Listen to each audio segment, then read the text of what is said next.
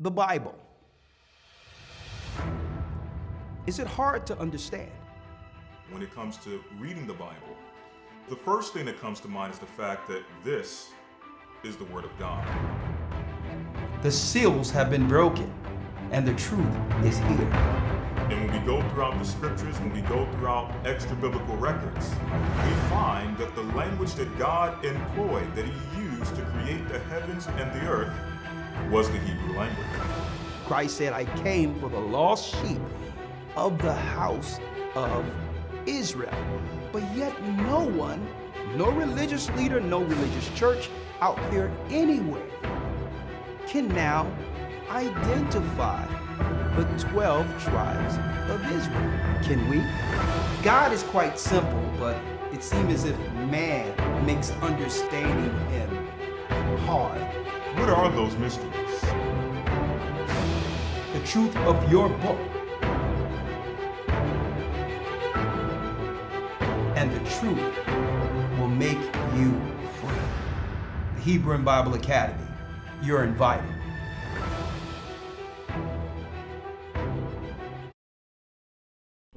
Let's go. Blessings, brothers and sisters. Let's go. Let's get it started. Blessings, blessings. Shalom.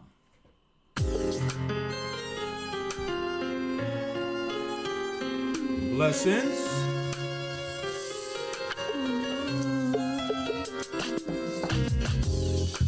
The East is where we're from. The 12 tribes of Israel. In 721 BC, the Assyrian king, he took us down, we fell. Come on, come on. With the great escape we went through the Euphrates. The Lord held the water still. To a land where no mankind dwelt, we went. We went, come on. The 12 tribes of Israel. So we be Manasseh, the Cubans, Ephraim from Puerto Rico, and Valley from the Isles of Hawaii. The Lord is calling back Israel. The Lord is calling back Israel. From Panama, the North American Indians, Simeon, the Dominicans, our highest gathering Israel. Shalom, brothers and sisters. That's right. The Most High is gathering Israel. I'm Elder Rawchaa of the Gathering of Christ Church, here with our weekly broadcast that we usually do every Wednesday around 6 o'clock. But something is special going on tonight, leading in to the new Hebrew and Bible Academy. And yes, we do have a special guest. Elder Lawya just flew in from England, supporting the brothers there, family there, and the Most High was behind those wings with the angels guiding him. He has landed safely, and if he would like to, he can relax tonight because I have a special guest running into the academy, Elder Rawchaa, who will be assisting me. But Elder Lawya, if you're there, want to come in, you know how to do it. Text me and I'll team you in. Thank you for all you do. And yes, welcome back in time for the Hebrew and Bible Academy. And brothers and sisters, for those who have never been in the academy, we want to give you a little insight to what you can expect when it comes to the news with Elder Rawchaa tonight. Yes, and we are going in, folks. We are going in. It's like clockwork. It's as if the Edomites, Rome, Europe, the world powers are actually playing from a script. It's to a point where we tell you what they're going to do according to the Almighty, and they go right on with it. Right? And that leans into our lesson tonight, our broadcast, our discussion. Jerusalem compassed with armies. What is this according to God, Christ, prophecy? What's going on with immigration? What's going on with war on crime, and how do that relates to us here in the world, not just America, but abroad. That and more will be discussed tonight as the Most High give us insight. But before I do that, let me jump right in so we can tell brothers and sisters what to expect in the next Hebrew and Bible Academy that begins this Sunday, week 1, creation of the universe, okay? But we'll have a different theme this time. The theme, revelation. Mysteries of the spiritual realm. Not only are we going to go in to creation, we're going to show, brothers and sisters, the angels the Most High utilized through Christ to create in the beginning. Every function of creation has a celestial behind it. The clouds, the rain, the mud. Speaking of rain and mud, Shapat sent me some wild stuff of what happened at this satanic Woodstock type get together they have once a year, and the Most High had it rain on them. And Shapat, I may have to pull that up later. But there's an angel behind thunder, storm, clouds, ice, you name it, there's an angel behind it. So in the creation, we're going to go into understanding what's the celestial. Remember, earth was created in the center of the universe. Everything on the outside of the earth is deemed heaven. That's right, folks. And again, the earth isn't spinning on its axles. That's another lie. The earth tilts like that, but doesn't turn. Everything else moves around the earth. These are celestial beings from the sun, the moon. There's no such thing as a Big Bang. This is a whole what? Orchestrated operation by the Most High himself. And we're going to talk about it by leaning more so into the visual, the spiritual realm. Okay? The spiritual realm. Now, you can enroll, get in, because everyone tried to get in at the last moment. And what happens is you're holding me up because I have to prepare and study. But yet I have to keep on calling people who saying, well, something happened with my enrollment. And I have to wear about 30 hats between Friday and Sunday. Now, even though the administration does a good job, I want to make sure no one is left out. But usually, brothers and sisters, that happens when we drag our feet and hope to get in at the last moment. So do me a favor. If you're going to enroll, just throw your enrollment in there as soon as possible. Go to historytimes.org so that they can process it.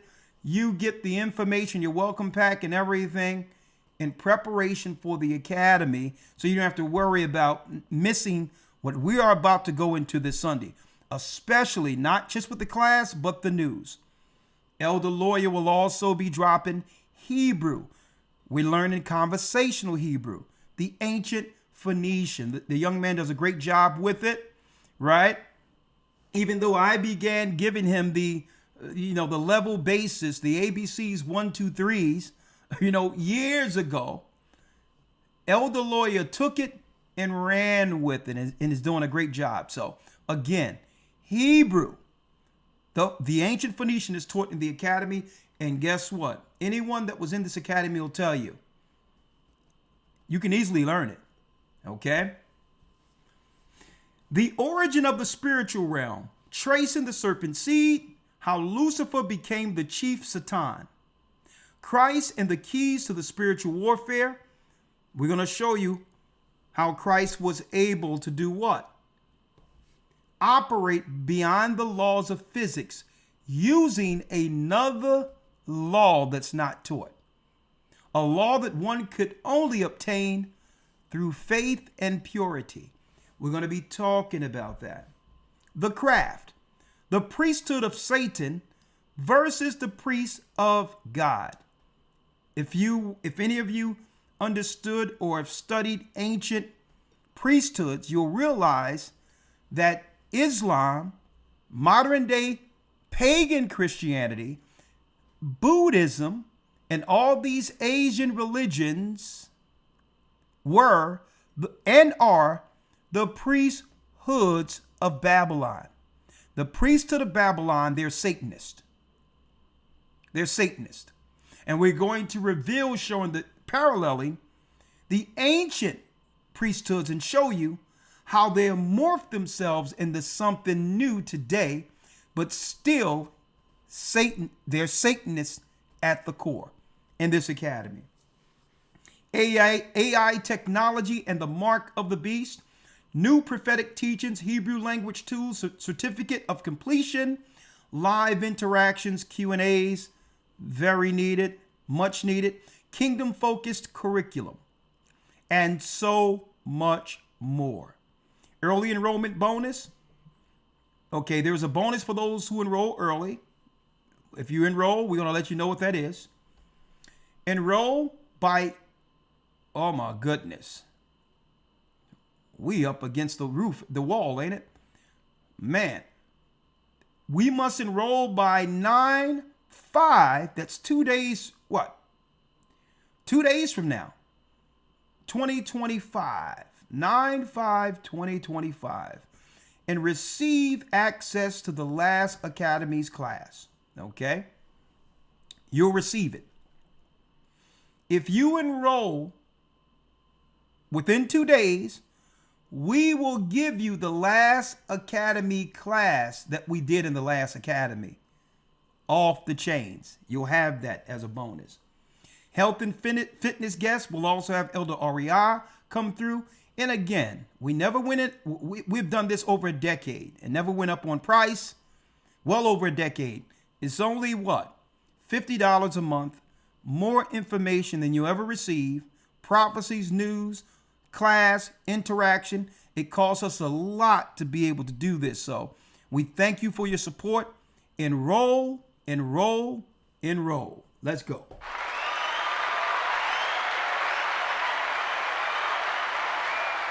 Yeah. So Shabbat, you know I have to do this right. You know what I mean? We're going into here, Jerusalem compassed with armies. And you know what? I got to do this. I'm going to do it right, right? I have the intro for the Academy queued up, Shabbat. So let's see how this is going to work. Let's see how we can work this. Let's see. All right, we're gonna cue it up just like we would do this Sunday, Shabbat. You ready? Are you ready, young man? Let's do it. Let's get it. Let's get it. This is how we usually do it, brothers and sisters. Let's go.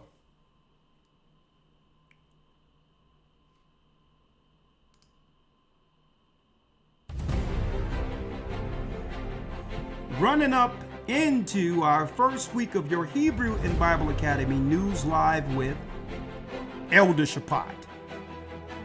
And of course myself, Elder Rawchaa, broadcasting live from the belly of the beast, bringing real-time news through a biblical perspective. Wars, rumors of wars, desolation surrounding God's people under the guise of immigration. On top of that, false flags that lead to high policing of God's people. And guess what? Also, Sodom Watch. We must keep an eye on LBGT. And I'm not talking about those that are struggling with certain sexual proclivities, okay, that's struggling through things that they went through and that had a profound negative effect on them and they're fighting through it. Listen, we will never, try to drill down or come down on people who are struggling in sin. All right. But when you begin to organize sin, unrepentant sin, and get a flag to go with it, folks, that's a declaration of spiritual war. It's one thing if someone is struggling with being gay, understanding that something probably happened as a child, whatever the case might be, and they're looking to get their spirit, in the right place, knowing that that spirit that came in torments them. That's one thing. It's an entirely different thing if you weaponize people and make these people believe that they were born to be this way, and now they're recruited as Marxists to tear down anything God said is right. Okay? So again, Shapat, let me give you a round of applause. Thank you for helping me out tonight, my brother. We going in. Talk to me. Of course. What time is it right now over there in England? It is 11:33. 11:33. Well, we're going to jump right into it because, brother, I don't want to keep you up here all night, right? But the earth is flat, though, You know what? Obviously, I'm joking. Brother, listen, I don't even argue the flat earthers anymore. I'm like, listen, as long as you follow the law on the flat earth you're walking on and we treat each other right, have at it, okay? Because usually when I walk outside, the earth is flat. So, and we would have a problem walking on a circumference, right? So, since the ground I walk on is flat, boom. Okay. The ground we both walk on is flat. Now let's get together and finish this for the Most High, okay? And let's get out of this nonsensical debate that goes nowhere. But Shapat, what you got, young man? Well, this feels like for ages, this break that we have in between time with the academy. It's going to be so nice. Let me turn that off. It's going to be so nice to, get right back into the swing of things with the academy. But, brothers and sisters, for you all that have not been in the academy, first of all, you're missing out. Okay, if you have been, but it's been, a few academies since you've been in, or perhaps maybe a year or two, here's just a snippet of what you are missing. At least with the small contribution I do, which is, looking at certain things in the news. And then, of course, Elder gives his commentary, his spiritually Bible-based commentary, right? Now, with all that in mind, here is just an example of some of the things that get revealed, right? Like the scriptures are manifold. Christ says you will know the truth, and the truth, Christ's truth, will set you free. Your eyes become open and you're able to see things clearly. Check this out, brothers and sisters. Now, of course, we are limited on this platform what, the level of detail we can go into, and that's another piece that you are missing in the academy. We're not limited by, certain rules and regulations and policies that YouTube would have, right? But that being said, there is the link to the first example that we're going to expose today. Hands up, brothers and sisters, in the chat. And I posted it there. It's right there. I don't know if there's another way that they can get it. Should I post it to you and you share it, Elder? Yeah, if you text it to me. Okay, I'll do it that way. Okay, text it to me. That way it'll be highlighted. Yeah, if you text it to me, I'll just put it in the chat. Perfect. All right, I have it. Okay, so as you see on your screen, we have, this is new to me. Okay, when I found this out, by the way, this is from not the academy just wrapped up, a week or two ago, but the academy before that. So around this particular article that's going to be shared with you, or there it goes, is highlighted by the channel, A Gathering 144. It's right there. There's the link. Okay. It says here, this is from the BBC. Okay. I found it on The Spectator. Okay.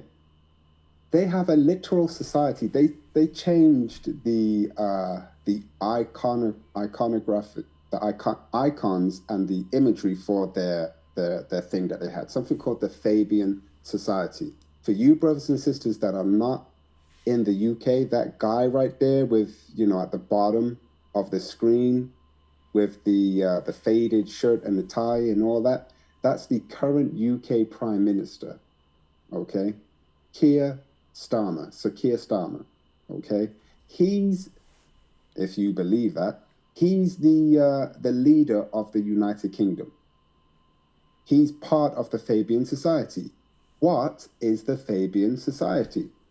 The Fabian Society is a secret organization. Well, not so secret, but yeah. It's an organization.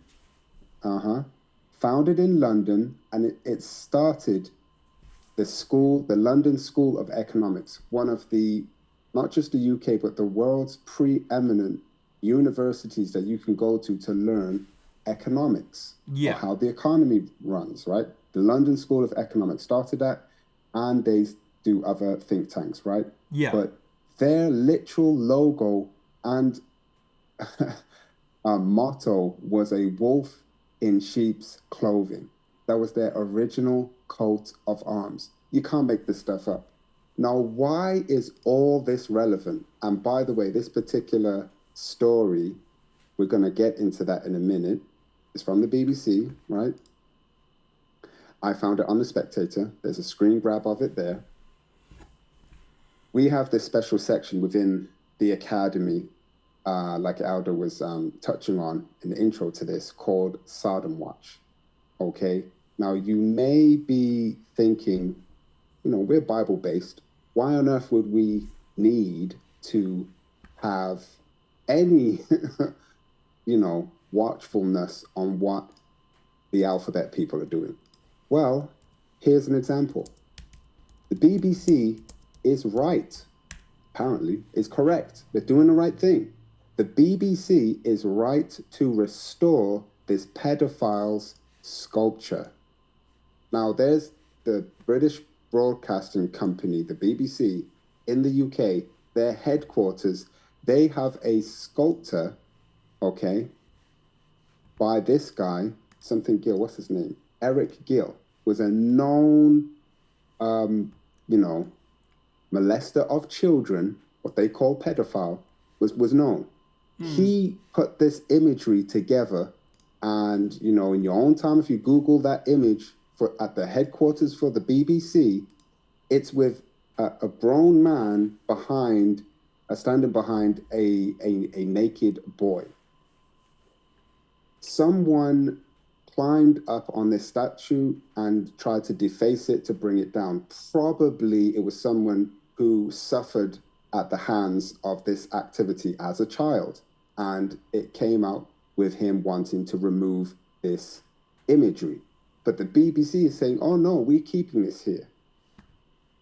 Now that's deep in of itself, because see, on the surface, and I know it's horrible, but most of us are just looking into the vulgarity of who would violate children. But what we fail to realize is the occult, demonic, satanic, ritualistic people who are behind these particular sculptures. Why do they uphold this type of behavior? Well, it's part of their religion. What do I mean by that? Well, and this is why in the academy we're going into the spiritual side to make sense of what we wouldn't normally be able to make sense of. Okay? These people are pagans. Well, these particular pagans, let me show you. These particular pagans, let me put it up here. Real quick. These particular pagans, as you can see here, worship Zeus.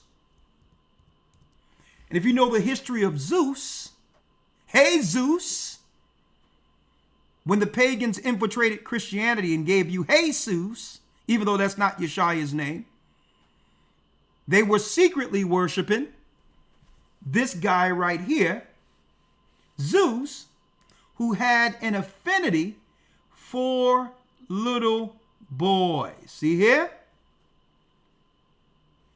Do y'all see this? Y'all see this here?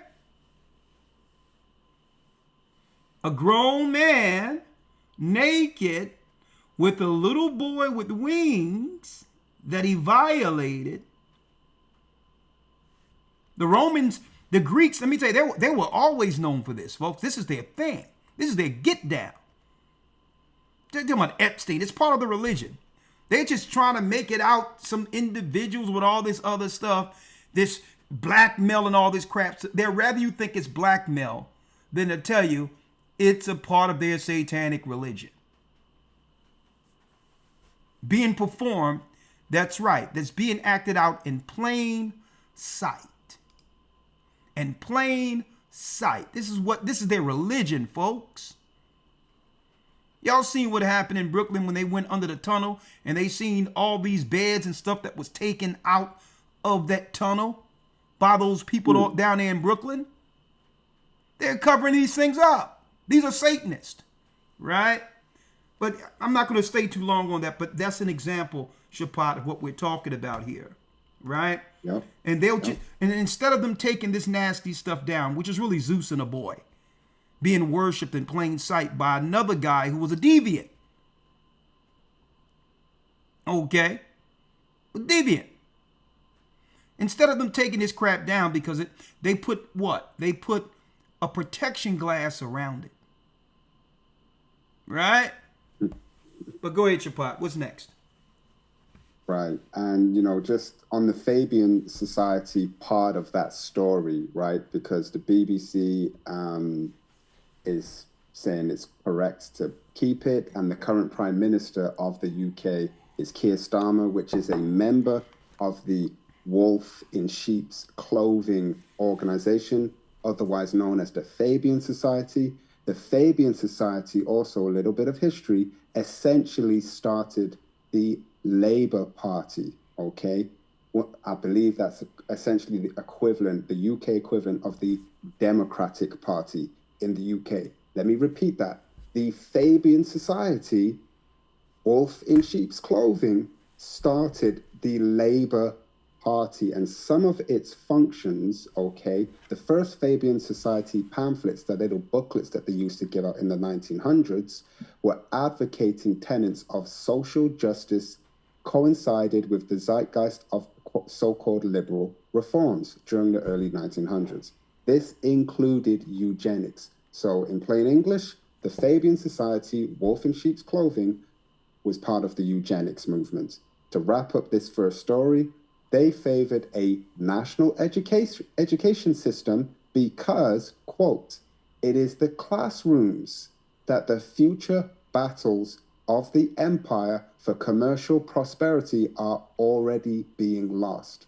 So to wrap all this in plain English, brothers and sisters, if the picture's not clear yet, we took a story from what we have in the academy under the little section of Sodom Watch.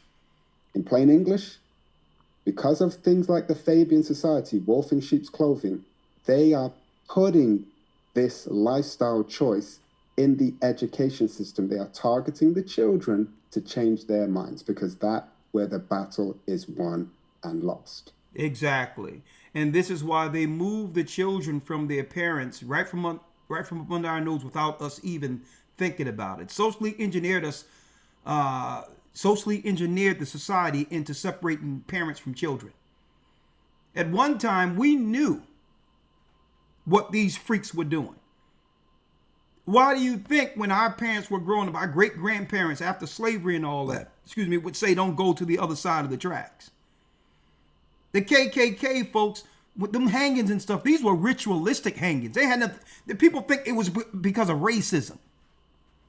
They were covering up the fact that these were sacrifices to their gods. Right? So I'm going to tell you, folks, They separated from our children. They came out and said, well, the children need schooling, especially slaves who've been deprived education. And the first schools were what? Bible study. Right? Because we wouldn't have trusted them around our children. So they started Bible study. Good thing, reading, writing, the Catholic Church with all that. And then, you know what? That softened us up a little bit to allow at least our children can be learning the book that we trust in. But it was conditioning parents to allow strangers, these deviants, to have access to children. See? And we got used to that. And then the labor force came in where it would require many hours away. Well, the mother stayed home regardless of that. It was almost a shame. Let me tell you, that was deemed negative on a man to have his wife out there in the workforce. Men were shamed by their families. Like, don't get a wife if you can't keep her up to take care of the children, because we need our children raised and protected, nurtured, trained. But they switched that up. Right? So now you got the man and woman working and making it where the income will not provide you to have a decent living standards. Now you both have to work. And they're sitting there satanically doing the Birdman hand rub, saying, yeah, bring them to us, put them in daycare. Put them in daycare now. And they have conditioned a society, and now look at the children. Now the children are running around, what? Angry, upset, questioning their parents, indoctrination, being diagnosed falsely in all these things, being put on all types of medicine. At the end of it, the world got to deal with these people. Like the scriptures say, that they would raise in the very end menstruous monsters. And now, LBGTQ, now these others, the satanic army against Christ, they're just Satanists, now can have more recruits to join their armies against those who believe in God. See? It's secular. What's next, Shapad? Right. Next up, and you know, what is the title? Okay, I see it here. Jerusalem compassed with armies. Yeah. In that vein, next up, okay, this is from The Guardian, so I don't know if there's a delay in it reaching you, but I just sent it with the link. Okay. Next up, yep. Let me see the next link. Yep. All right, let me see here. You have the image there. Let me grab it here. No, I don't see it. You talking about the one with the lady, the trans person? Let me see. No, send it again. I don't see it. Okay, let me send it again. Through the messages. On the, you want me to do it on the Zoom chat? No, just do it here. The other one worked. Yeah, I don't know why it's not working.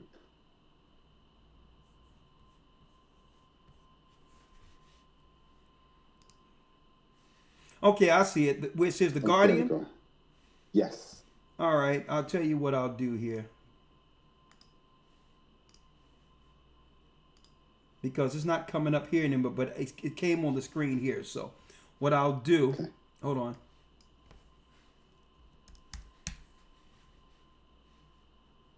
And this story is going to tie in a little bit later, okay? Especially with what Elder was mentioning starting off today's broadcast, which is, you know, doing certain things, certain activities, whether they be real or fake, really is irrelevant, okay?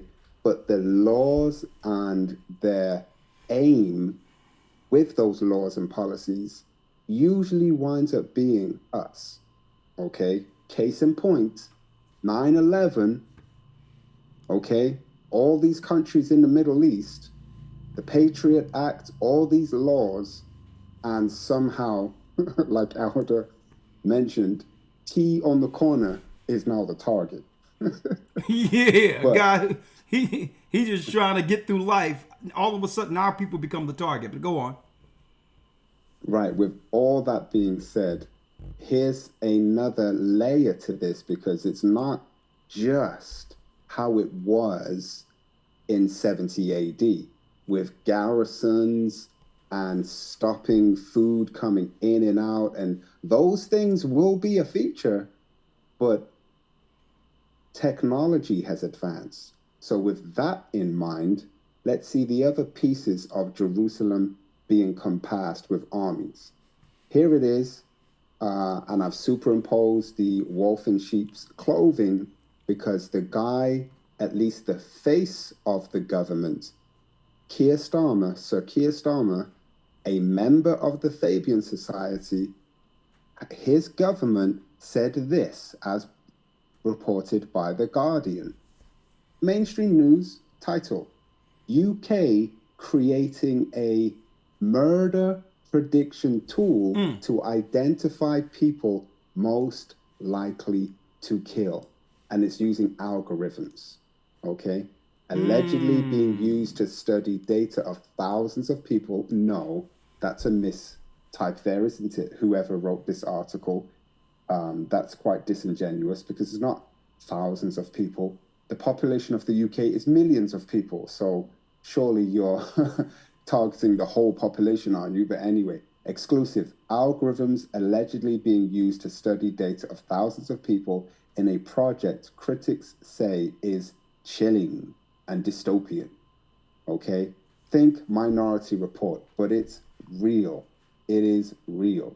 Now, cart before the horse, we are in a few articles' time gonna bring out something that, you know, if they have this technology to supposedly predict when people are going to be doing murderous activity, why is murdering still going on? Why is mass shooting still happening? But anyway, I digress. So that's that. I don't know if you want to speak on that out before. Yeah, well, I want to speak on the predictive programming, and this falls right into what we are about to go into. Jerusalem compassed with armies. We've also allowed them to label us as the threat to society, the menaces of society, by allowing them to give out some bogus crime data to make everyone out there believe that there's a such term as black on black crime. There is no such thing as black on black crime. Crime is crime. Let me make it clear. Crime is crime. So you can't come with your bogus statistics about what happens amongst black people, that now you've inundated and flooded the zone with all of these other people who are now determined black and or brown in our community now. Wait till you see. I don't know if you've seen the link I sent, or you saw it anyway this week. No, I didn't see it. I didn't see it. Okay. You know how the Spirit does it. I didn't see it, Shapai. Yeah. Yeah. Wait But till you see. let me tell you, we don't like crime. Okay? Criminals do crime regardless of color. People usually, if there's a murder, they're usually murdering someone within proximity of them. That's common sense. Everybody is segmented and segregated with the people who looks like them or culturally connected with them. So I don't expect it to be, when Chinese people kill Chinese people, that Chinese on Chinese crime? Thank you. Where's the white on white crime? Where's the white on white crime? See, but if you take a satanic media that only focus on one thing to get an outcome, they can convince anyone of anything. If all I'm looking at is murder, and I'm not balancing it with all the families who don't do that, all the people who doesn't do that, because that would be boring news, folks. Okay. It doesn't give you that thing where the government must kick in to help because there's so many people that aren't a part of crime. It doesn't feed into their narrative against our people, Jerusalem. See, if you just did news based on what people do every day, there would be no news, folks. So we have to stop buying into this narrative of black crime. What the Hades is that? Crime is crime. And then you push all these people up next to us in our neighborhoods, and you've thrown us into the black and brown bubble. Now you can get a Somalian criminal who came through that's black, and now he's under the label of black crime now. Or East Indian. An East Indian, a dark East Indian, done raped somebody, and now his numbers is with black crime. So we got to stop feeding into this garbage. They're trying to, what? Justify what they're about to do through their fudged, evil data. Mm-hmm. And through the data, they're going to convince us again and say, you know what? Yeah, man, we need the police and the military to come in, man. And they're going to be like, well, okay, I'm glad you said so, because suppose we could make it where, based on what? Predictive information and data and AI, suppose we can get people off of the streets before they have an opportunity to murder. How would you like that? There's a certain profile, there's certain profiles that AI have figured out that leads to one becoming a murderer. Right? So, quote unquote, remember you heard it here first. They're going to say, they're going to say stuff like this. They use World War I and World War II for everything, folks. Remember this. Remember I told y'all this first. They're going to say, suppose we could have gotten rid of Hitler before he became a tyrant, before he became a murderer. There's certain behaviors that we figured out through algorithms that lead to a Hitler. See? Who's not going to buy that? But then you're going to see, only thing they're going to be hemming up are us. Right? So predictive programming. What you got next, Shapat? Next up, in that same vein, okay, this is from an outlet called Off Guardian. Yes. Okay. Hit the like button for us too, sisters, brothers and sisters. We're about to go in. Hit the like button. Go on. All right, this is Off Guardian. We do our utmost to vet the information, especially with the articles that we share, so as not to give what they call false or misleading information or fake news. Or what they call misinformation. Yeah. But yes, this is quote unquote alternative media, but within the article, it references and links to mainstream sources in order to build their article, right? Yeah. So it's no different than mainstream news is the point I'm trying to convey, especially for you brothers and sisters that have never experienced the news in the academy and how we do it. All right.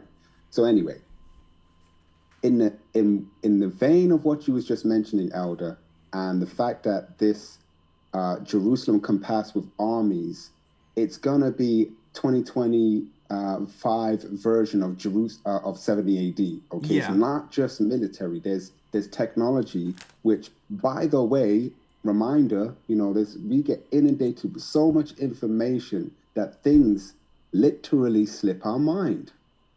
This thing that we're on right now, the internet, was a military operation. It was military funded. GPS, Global Positioning System, is owned by the United States. Look it up. But anyway, here it is, title, UK MPs call for digital identity to tackle what? Problem, reaction, solution? What's the problem they created? They literally ship in illegal migrants, give them hotels to stay in. They get food for free, 3 square meals. Not just hotels, Shapat, luxury hotels. Right. While stepping over our people in the street.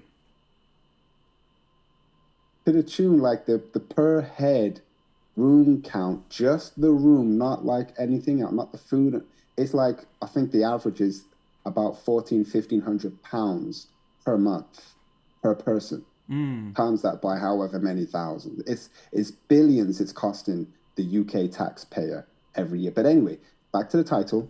Okay, so that's the problem they created. People are reacting all up and down everywhere in the UK. There is literally, like you mentioned, Elder, with the, it's something going on in the air, but They are stoking race wars, right?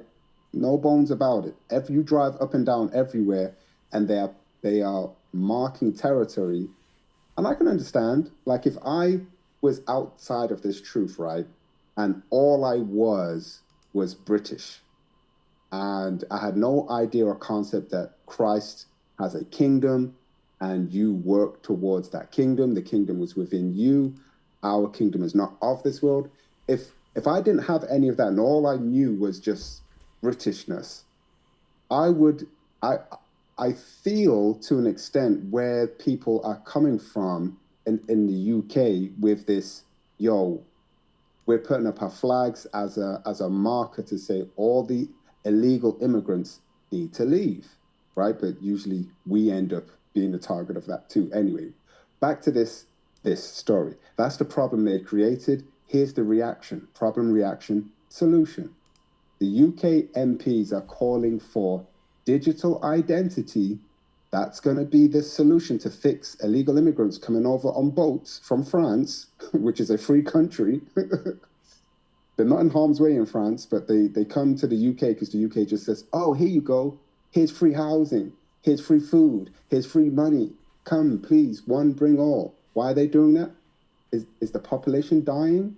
Do they need a tax base from low working class people where half your pay, once you account for not just your income tax, but your national insurance contributions, your council tax, the VAT, which is 20% that you pay on everything you purchase? When you add all these taxes, people at the lower end of the spectrum are actually paying half their income in tax. They need to increase that base. So when they do that by bringing in migrants, economic migrants, it's going to help sustain their country. Back to the article. Problem, people are reacting. What's the solution that they just had sitting on the shelf for ages? UK MPs call for digital identity to tackle illegal immigration. And exactly. A permanent slave class.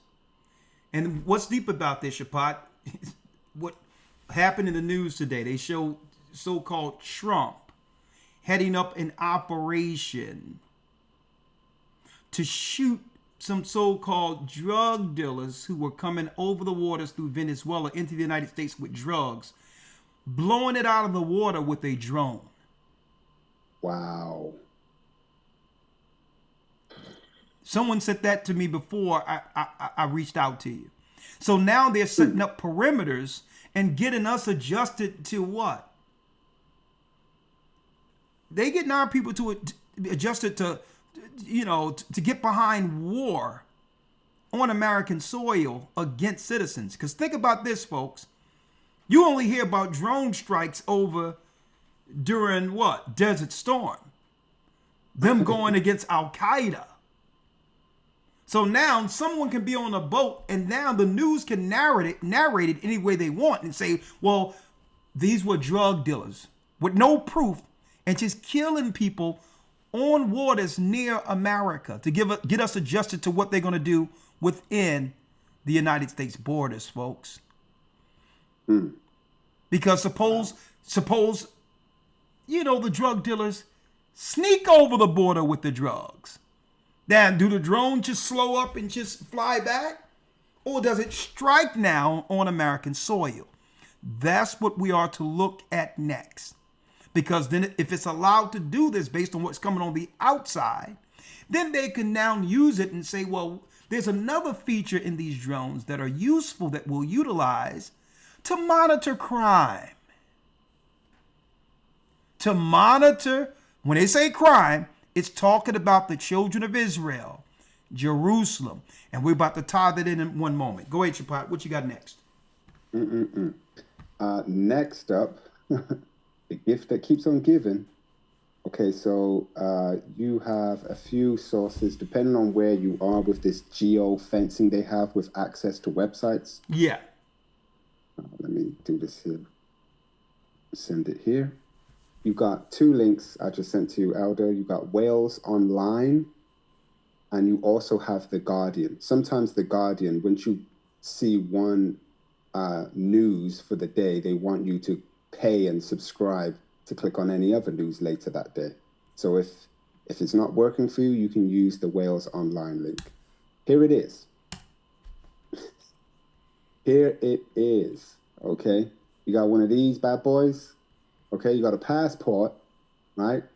You got a passport, that's nice. Boarding pass to be scrapped with new United Nations air travel rules.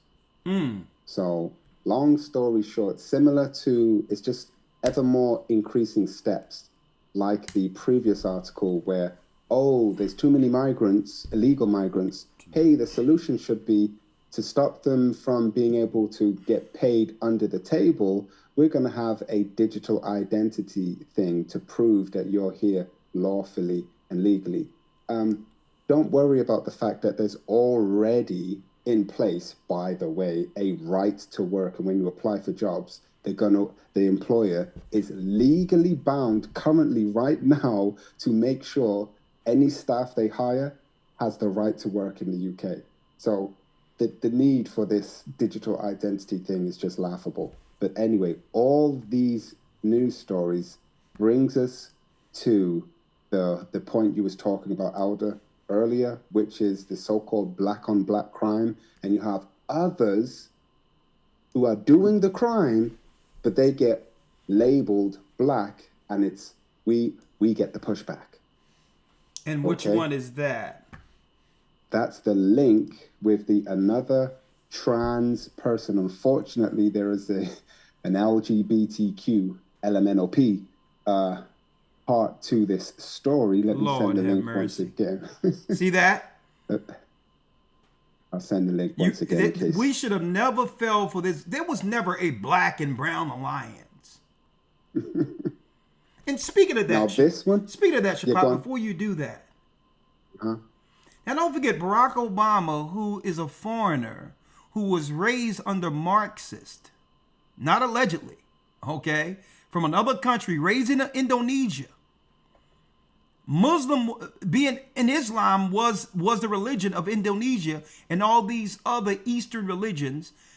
It was a transgender man, a trans so-called woman that used to babysit him, right? And then he get in position and they ask him, well, what you going to do specifically for the blacks who got you in? Our people have Michelle and Obama on their wall and all of this. He says, you don't know how America works. We can't do it like that. Talking about you don't know how America works. So what was he telling us? And then they flipped it when he said that of every time while he was in office for 8 years and did something specifically for other groups of people that came over from Kenya under the black and brown alliances. What he did for Asians, what he did for the North American Indians, which is really $5 Indians under the Dawes rolls, who white people who realize if they can say they're Indian, there's some property for them. For 5 minutes straight, they showed him doing something specifically for other people where our people couldn't get access, wouldn't be able to get access to any of the benefits because we don't fit the description of the immigrants or of the Indians or of other people, Japanese or others.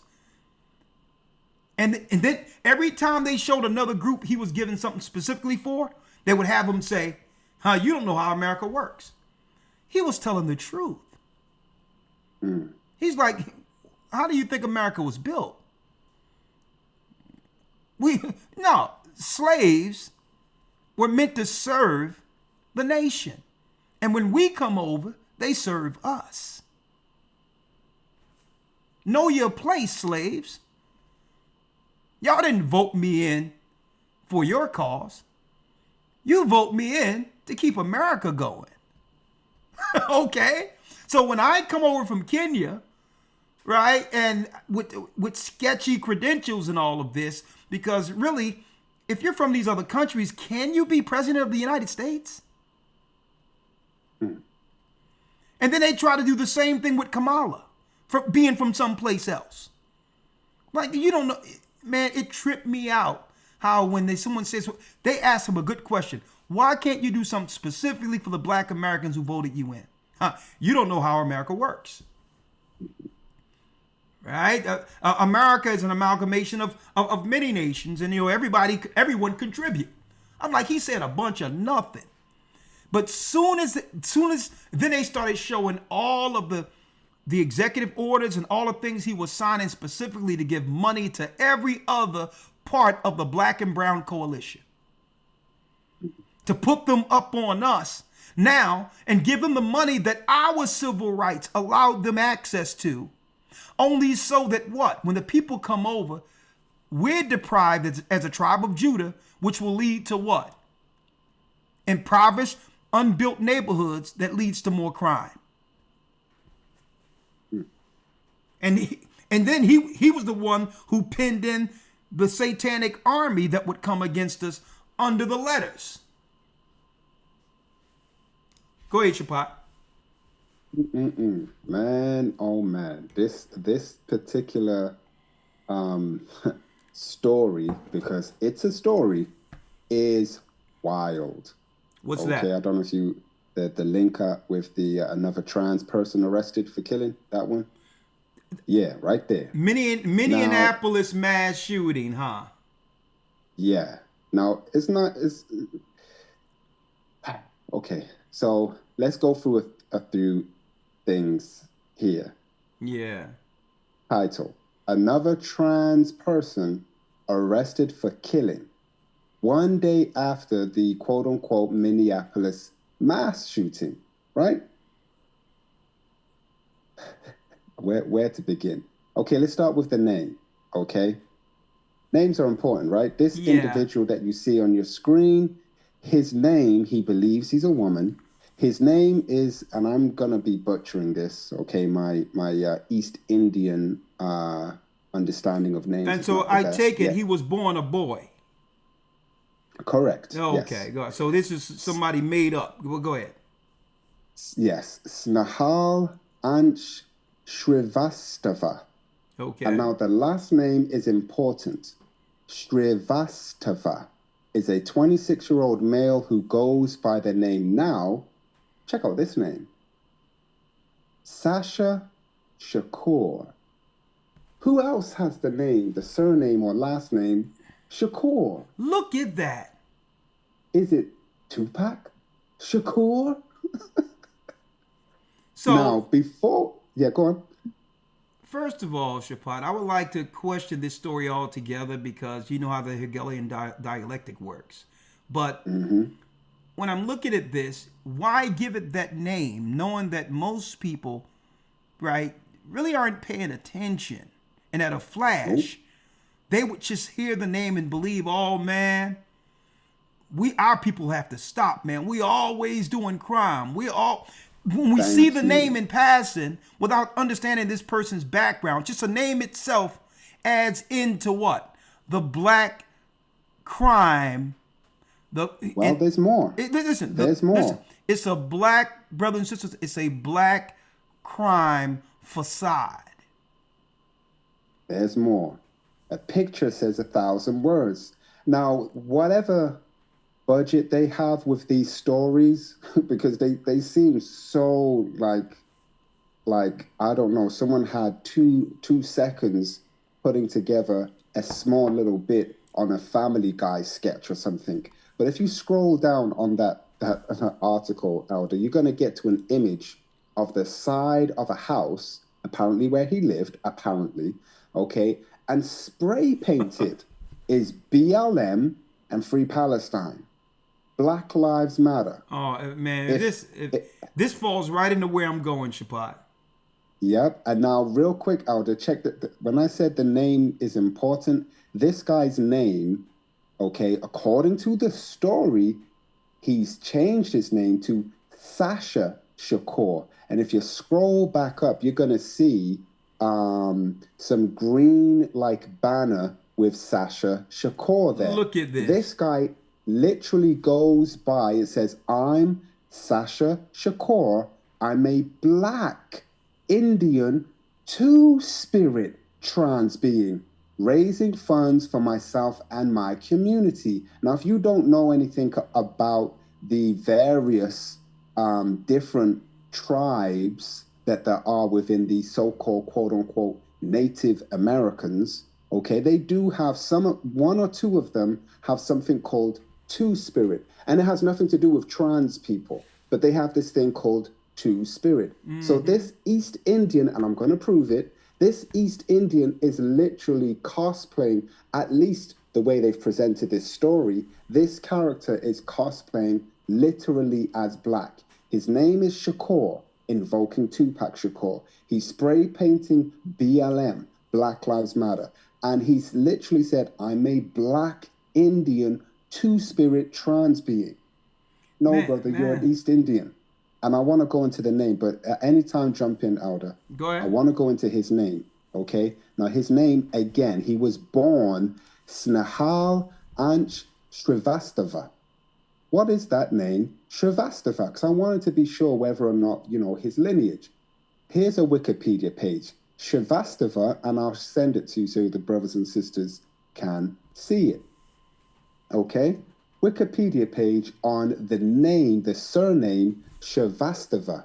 It says, Shrivastava, Hindu pronunciation, Shrivastava, also spelled variously as Shrivastava, Shrivastav, or Shrivastav, is a common surname found among a certain community in upper caste Hindus, because by the way, that whole caste, which they're literally racist towards their own selves in India, is a Hindu caste system, but this surname or family belongs to something called, and I'm going to butcher this, Chitratuvanshi Kayasha.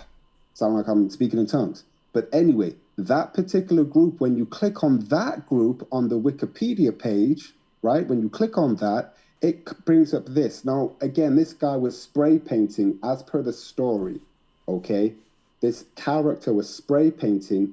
A father, a white guy, just dropped off his son at the neighboring school, saw somebody spray painting on buildings and was like, hey, what you doing? They got into an altercation. And as the story goes, this strange East Indian character cosplaying as black shot the father, right? That surname that he has, the East Indian name, what were they known for? This is what they are reporting. Let me put it that way. Right. Right? This is what they are reporting, folks. All right? Right. But go on. Now, what is that name came from a particular group in India, the Chitraguptavanshi Karasha group in North India, right? Is a subgroup of the Hindus of the Kayasha community that are mainly concentrated in the Hindi belt of North India. He's an East Indian, right? So confirmed. In Hindu texts and traditions, people that come from this group, they are described to have descended from the Hindu god Chitragupta. They have literally hundreds of gods, but anyway, who is usually depicted carrying a flowing notebook, a pen, and an ink pot. Now, this is interesting and is engaged in writing down human deeds. I thought that was just a strange piece of information down this rabbit hole of this so-called character, that his name is tied to an East Indian god that was known for writing, and he's spray painting on walls. Well, I believe, and I'm thinking about this, another way of them undermining us intentionally. And I'm surprised we didn't figure this out a long time ago. These people come over intentionally to undermine and to destroy us socially, politically, financially, and otherwise.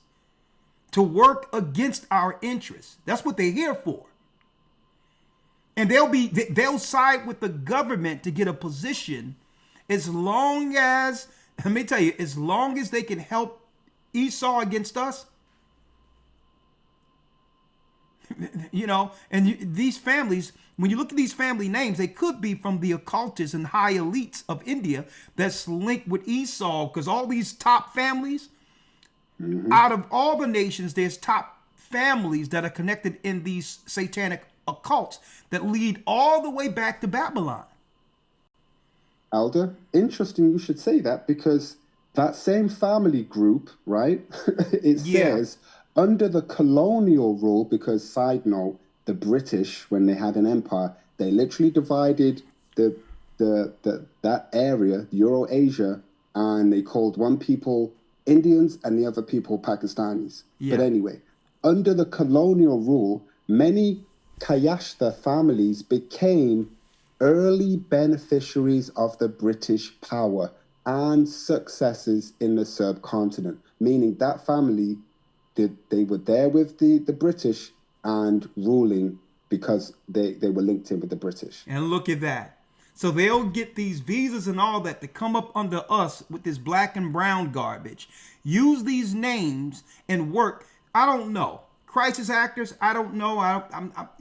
People need to look that up. But usually they can, and this side, Shapat, this proves that this black crime garbage they've been saying for years is a straight lie. Because if there was crime amongst us like they're actually reporting, they wouldn't need. It's unnecessary. They wouldn't need stuff like this, right? Because now this goes under a crime report under black and brown people, especially by the name of Sasha Shakur. Our people that see this on the surface not even realize that this guy's from someplace else cosplaying us to demonize us, knowing that law enforcement is going to now pick up and begin to cause more harm, engaging our people because of this. East Indians aren't going to be disturbed by police through this. Understand? So they're doing this intentionally, knowing that the blowback will be against our people. What are we looking at, folks? We're looking at an orchestrated, y'all see it? Jerusalem compassed with armies. Now, what do I mean by that? Now it's time to go in. Now it's time to go in, Shapat. If you can, Elder Shapat, get me Luke 21 real quick. Hold on, let me open it. Grab Luke 21. 1 second.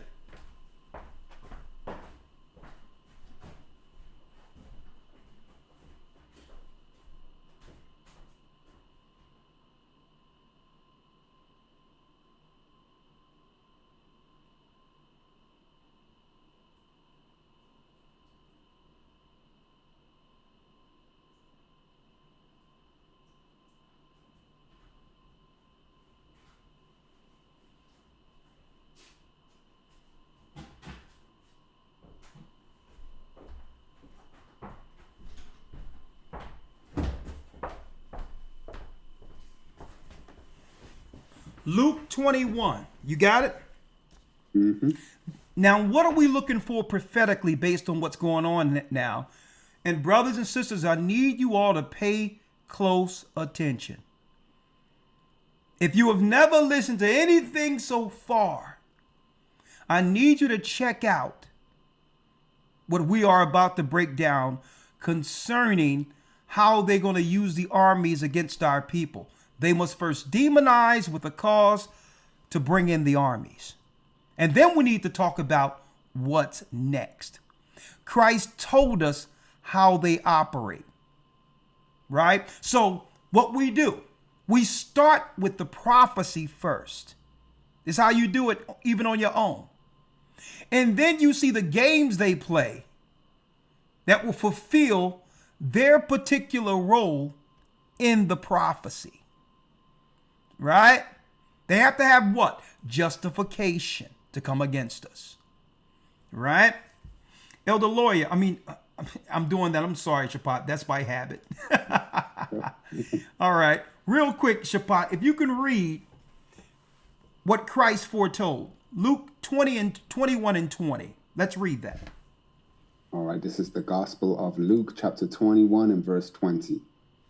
And when ye shall see Jerusalem compassed with armies, then know that the desolation thereof is nigh.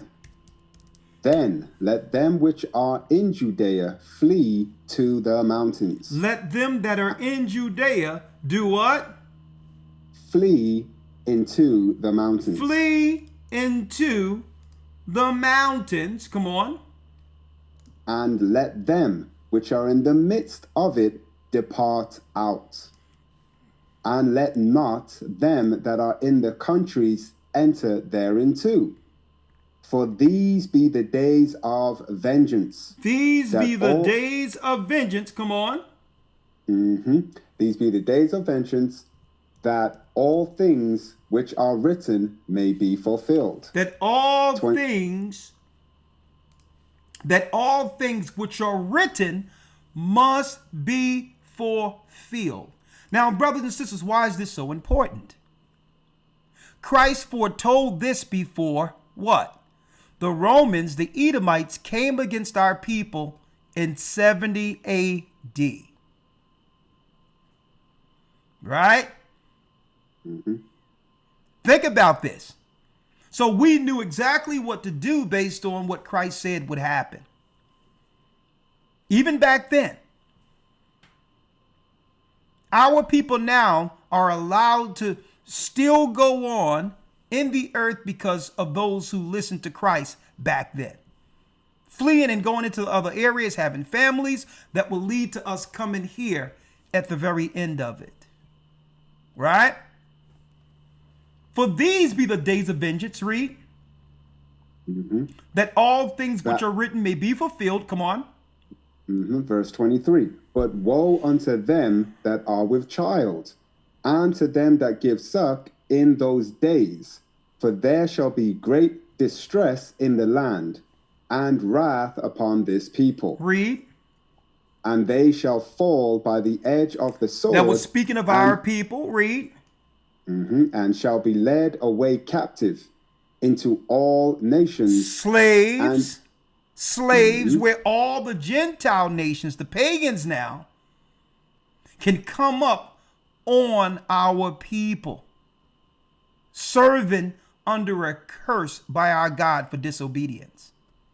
So that's the interest that all the other nations have, East Indians and all that, because by default, by our fall, they take what? They take the higher position.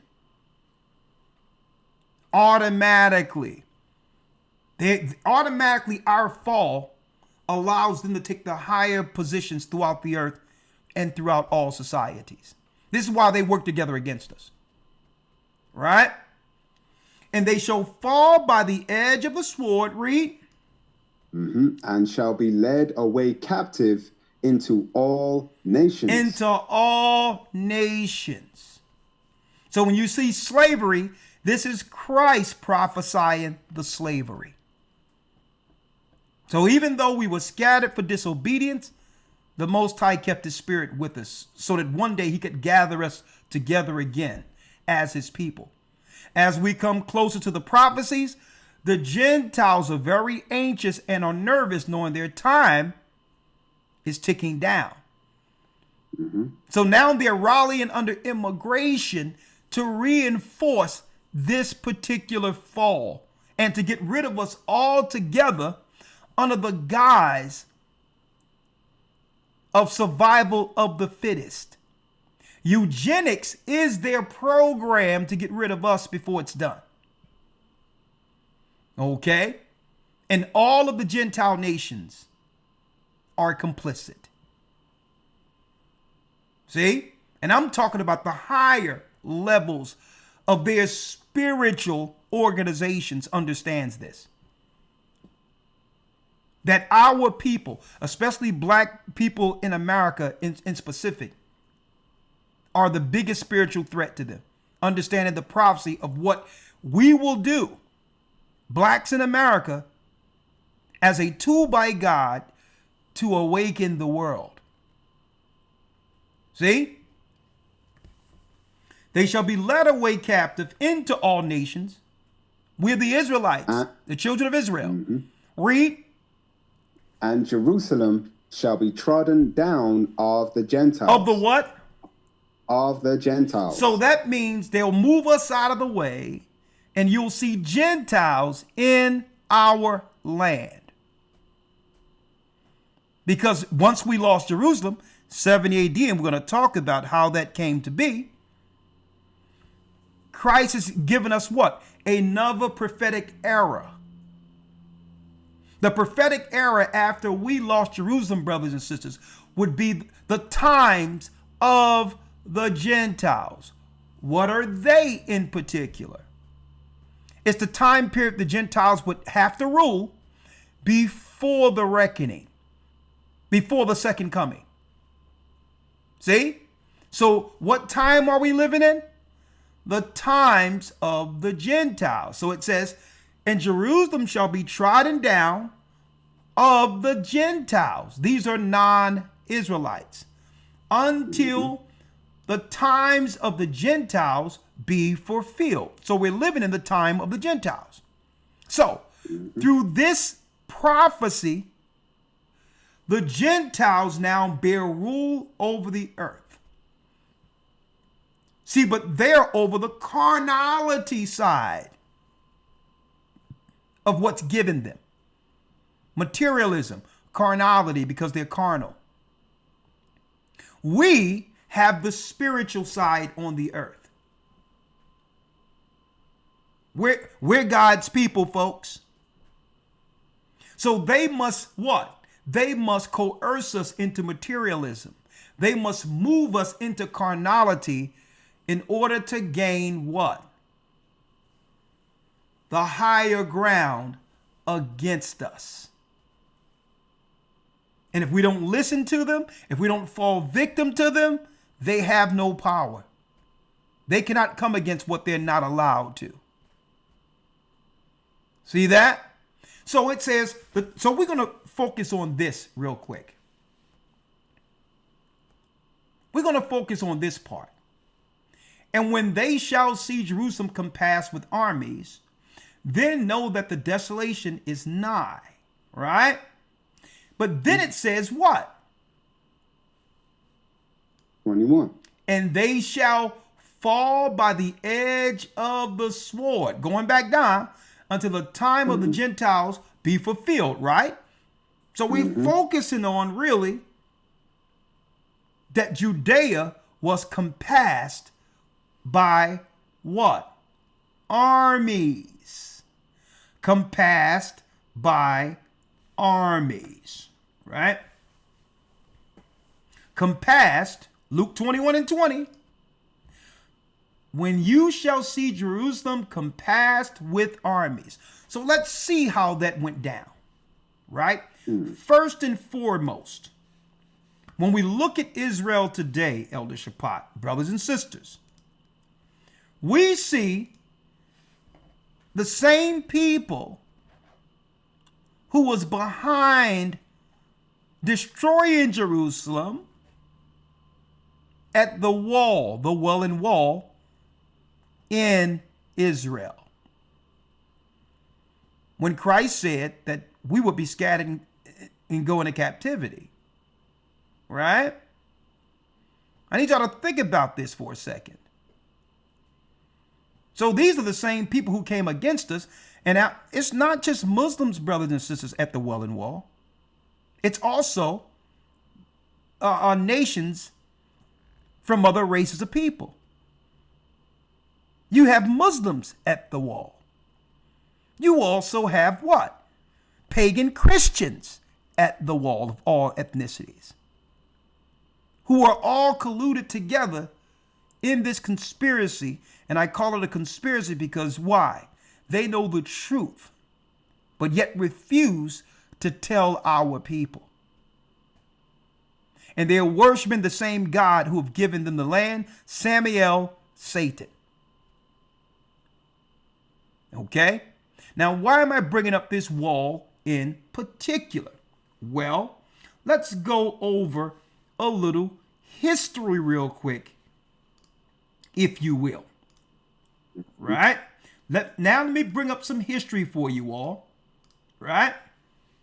In 70 AD, here, right now, here are the two Edomites, Vespasian and Titus, who was behind destroying Jerusalem in 70 AD. Vespasian and Titus, Romans. Now, why am I showing this? Well, let's check this out. Let's check this out now. Let me get this right over here so you can all see it. Right?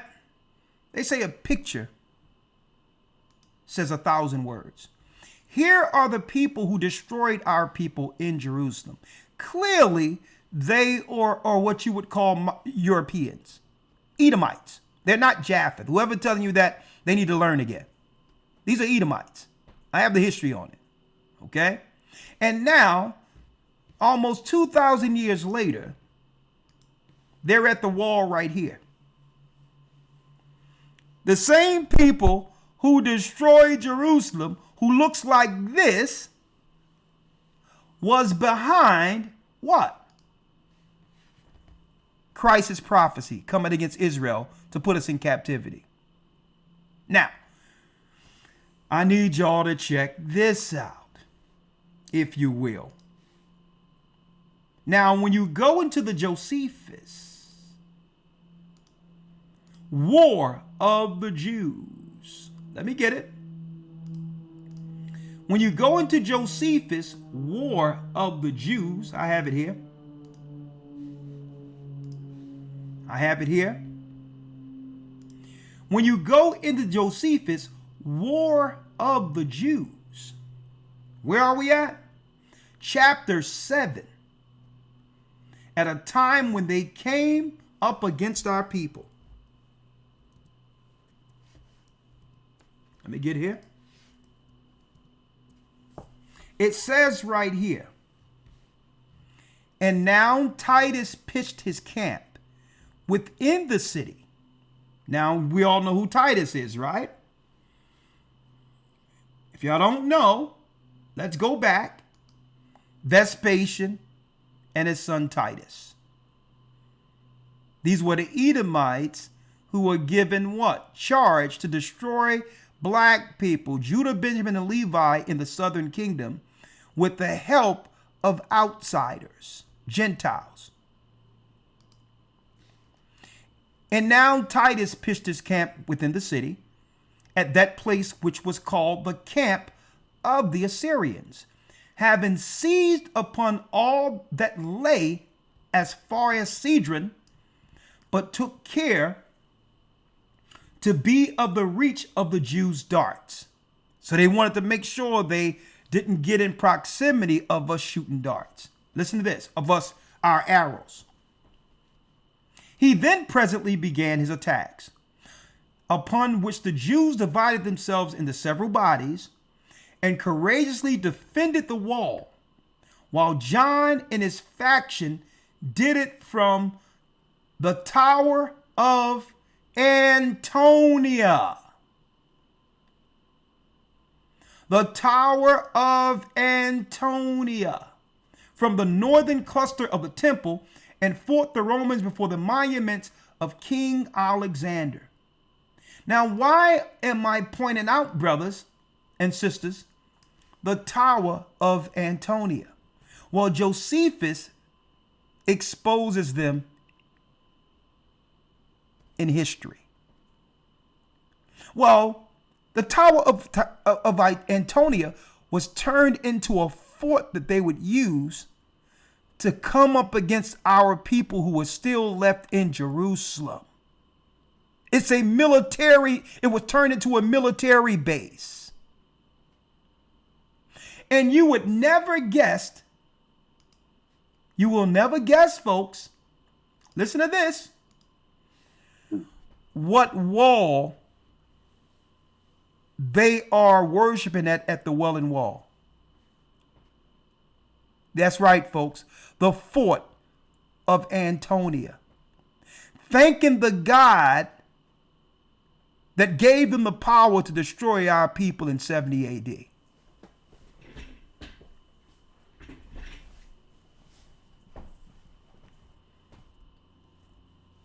straight stone worshiping to gods. Behind this wall is where the armies stood. Now, something in particular, and I'm going to bring it up to today. Well, they couldn't engage us with hand-to-hand battle. We were too strong for them. So Titus told his father, well, listen, we'll just wait them out. We'll dig a trench around them, since they have the high ground of Masada. Won't let any food, water, or anything to sustain them into the mountain. Look into this history. That's equivalent to what? Taking away our right to earn, the daily sacrifice, firing us, leaving us without being able to sustain, depleting the treasury so that they can now have plausible deniability and say, well, there's no money, so we can't help you. Cutting off all of the programs and all of that. And then the food and water we do drink or get is poison. Same script. So what happened? It's in the Josephus. They know what happens when people begin to starve out. It tells us in Josephus that then the people that were left in Masada broke out in gangs for the sake of survival. Okay? It was like the Walking Dead up there. The survival of the fittest. So the younger men became the military, but the military wasn't fighting the Romans. The gangs started coming against their own people for the sake of survival. Sounds familiar. Where now the criminals in the area become what? They become the tyrants, the controllers, like the gangs have become. See? Raping and all these things happen because they didn't think initially that they would be up there for 7 years. See? Our people didn't think that they were going to be up there for 7 years. So now that there's no outside force like the military to actually police us and come against us, and now all of the high men of authority and law is gone, now the young people are ruling without any spirit towards righteousness. See? Where there's no law, there's anarchy. There's chaos. So they sat back and just let us pick each other off like they've been doing, watching us in our communities for decades. The same way as in Masada. Only to now come back and says, well, we have to do something about this crime. See? And eventually we lost Jerusalem and went into captivity. But that's not the piece that I want to stay on. What happened 4 years before this? 4 years were what? 4 years before these guys came against these Edomites now. If they were living today, you would see them at the Wailing Wall looking just like these people. They flipped it on us. Through false religion, whack Christianity, and false history, they made us believe that they were the people and that we were the Gentiles. And common sense will tell anyone who read the Bible, when Christ says that his people will be led away captive into all nations until the time of the Gentiles be fulfilled. Common sense, if you're reading the Bible, it tell you that Christ told you there was Gentiles that'll be in the land because his people are serving other races of people in the earth. Now that's New Testament there. So any Christian out there who think that we're not the people, you're not reading. You don't know prophecy. Because if you believe in that Jesus you claim you believe in the Bible, his name is Yeshua. But if you truly believe in him, you would know that the people in Jerusalem are a part of that prophecy, the time of the Gentiles. Right? But what happened 4 years beforehand?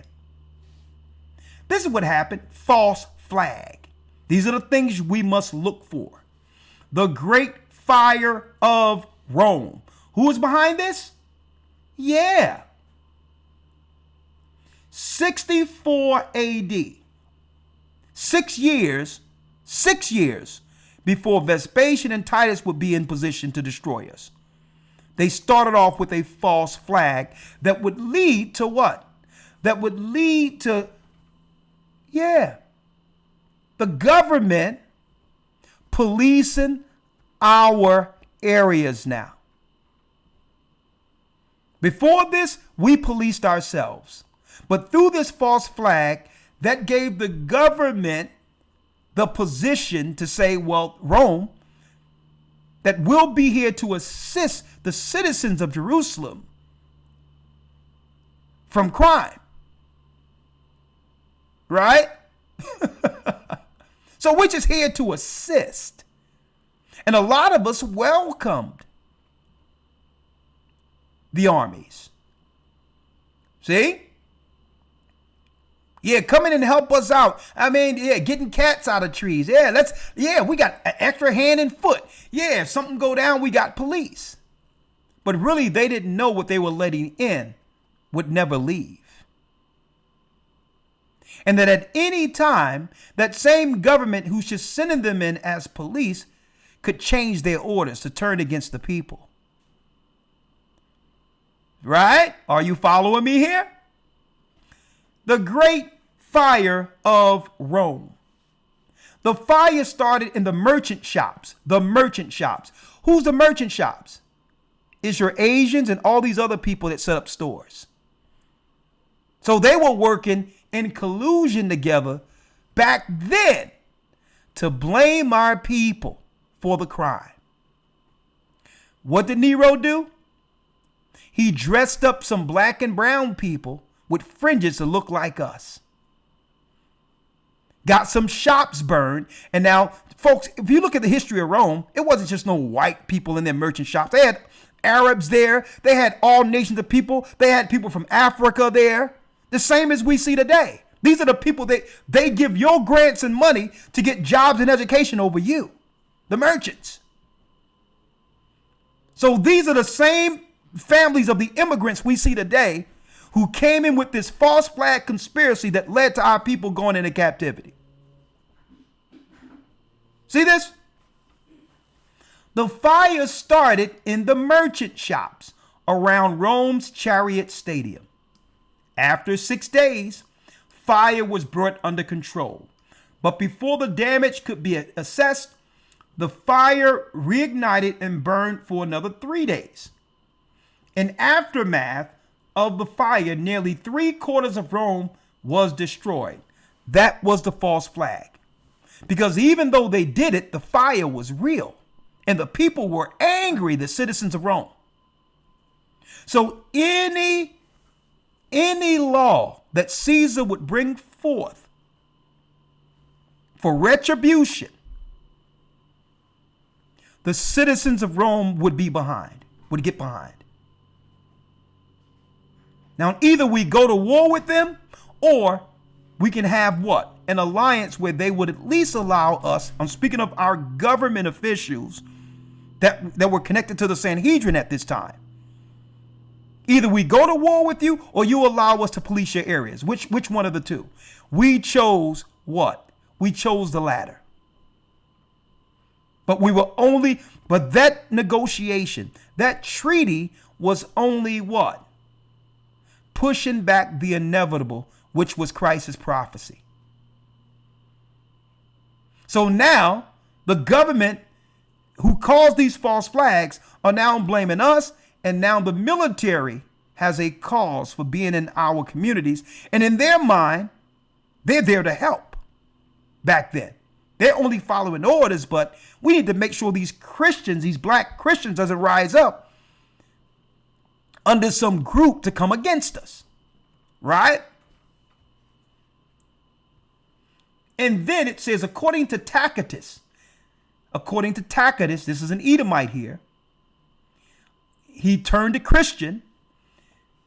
Emperor Nero blamed the devastation on the Christian community in the city. Folks, back then the Christians, they were all black. The Romans were the pagans. Outside of the small number of white people who converted under Christianity, Christianity at this time was predominantly all black people, folks. So now they have a cause to do what they wanted to do all along. Nero, this freak who married a little boy, castrated a little boy who looked like his deceased wife and married the little boy. This freak was behind the false flag. So now what we have to look for, we have to also look for when they come up with false flags, but because we know the end result is them coming after Jerusalem, right? Initiating the empire's first persecution against Christians, throwing black people into the arenas, having animals tear us apart, making us gladiators in the arenas for entertainment. See this? So now what we must look for, we must look for false flags first, right? Or stories that the media would report. Look for stories that would get the citizenry of America or any other country behind their last, that's right. You see what it says here? Desolation against our people. Right? So first thing, I'll bring you in a second, Shabbat. So first thing they would do is have a false flag. Through the false flag, bring in an army. And at the end, they'll turn the army against the people. That's history. That's history. But Christ has a plan. The same way he told us that was going to happen, he told us what's going on right now would happen, because this is an extension of the desolation that started in 70 AD. So since we were scattered throughout the four corners of the earth, Esau had to bring in the technology that would do what? Identify where Jerusalem was scattered all over the earth while serving other nations. Put us in a database using the healthcare system, because everybody on earth will need medical care. See? That's why the Bible, Revelations told us to watch out for pharmakeia. Everybody on earth at one time or the another will need what? Medical care. So then, if everyone go to the hospital and give blood, they're able to now look at the genetics and understand what nation you belong to and whether or not you will become a target at the very end of the desolation. They can identify you now, and they know your bloodline is a threat to their rulership. See how it works? Now, let's bring it up to now. I have a few videos. So now that you understand what? Let me put it here. Now we understand how they go about it, right? False flag, which gives them what? Plausible deniability while bringing in the army, only to go after a target demographic they plan to go after from the beginning. That's the plan. That's what they're looking to do all over the earth. Now, here we go, Shabbat. Now, since we understand their modus operandi, now, Shabbat, right? Remember, folks,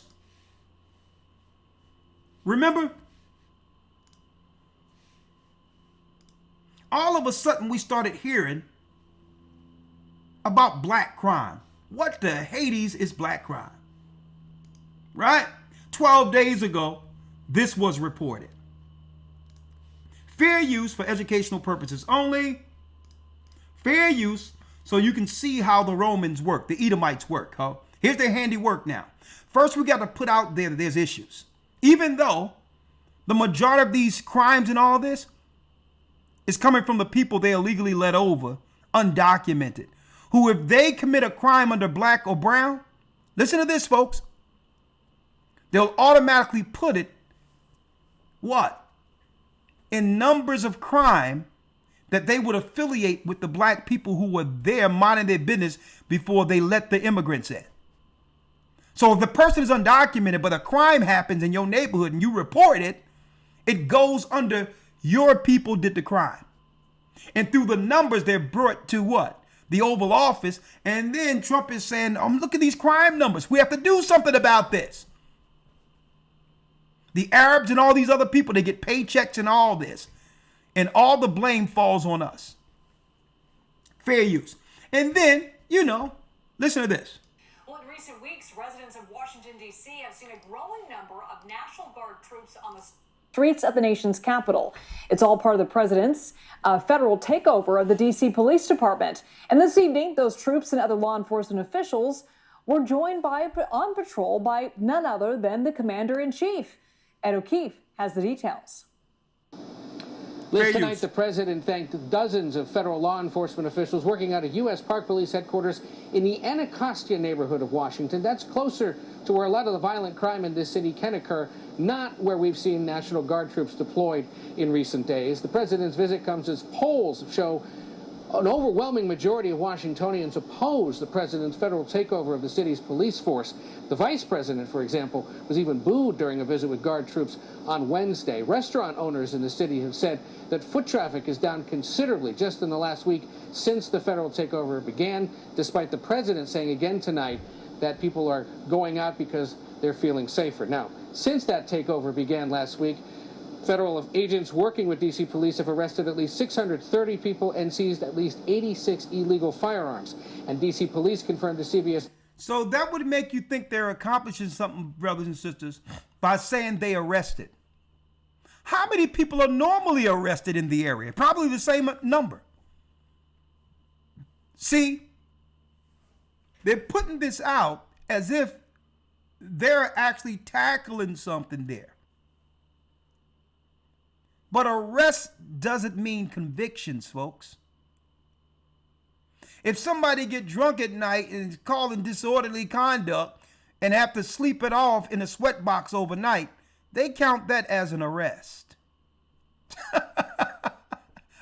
So what is this? 600 and something arrests. For what? Indecent exposure? What?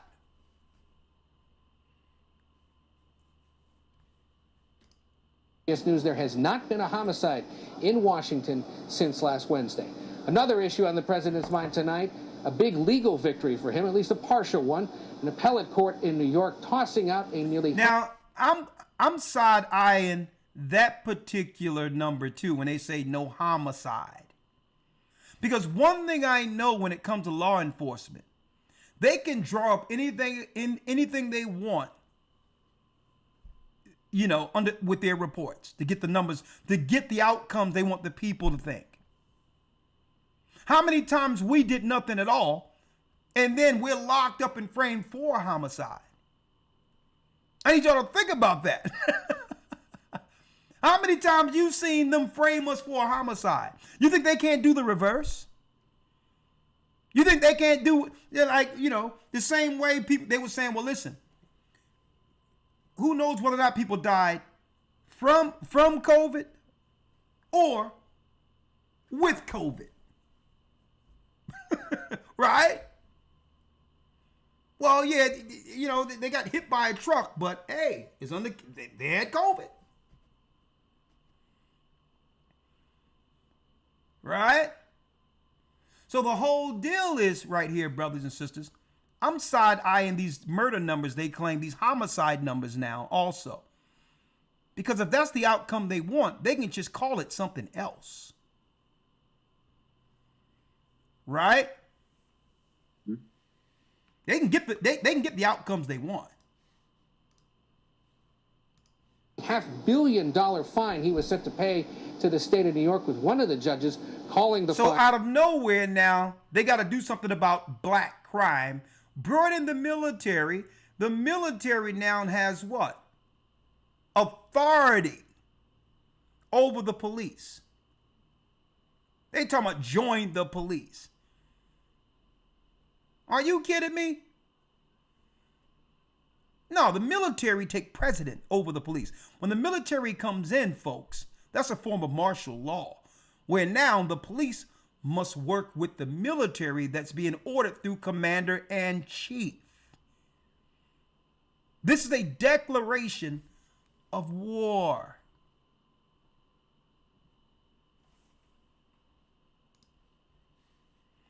And see, 7 days ago in Chicago, this seemed like a familiar scene. They had some family members who came out of nowhere and talked about a mass shooting in Minneapolis. Right? Look at this. Minnesota. There are no words that can capture the horror and the evil of this unspeakable act. Now we can expect Minneapolis will have the military work with the police. Now listen to this, folks. Children are dead. There are families that have a deceased child. In the same country that tell women that they can abort their children. In the same country that you can bring your baby up to term, and still there's some state somewhere that would allow that child to get terminated. California tried to pass. California tried to pass it. So again, I'm not buying into the care for the children narrative anymore. The selective outrage. I'm not even going to go into whether or not it's what they're saying it is, but they done ran out of their "we love the children" sympathy card. Okay, they have no more cards to play trying to use children as a tool to pull on our heartstrings. That's why I tell people you need to look at the end game of what they're doing here. All of a sudden you care about children. Or is this about something else? Because this looked eerily similar to another interview that was done on CNN. On CNN, let me get it if I got it. On CNN 12 years ago. Rob Parker, Sandy Hook.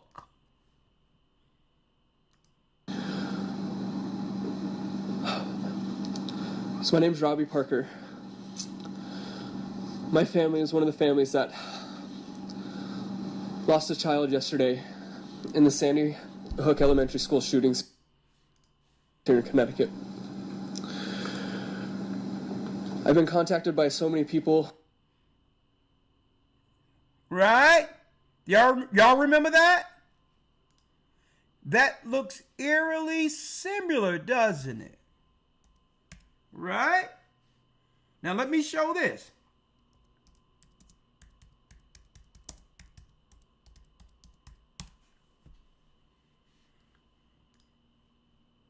See? Statement looks like the 10 years ago, I thought something had happened.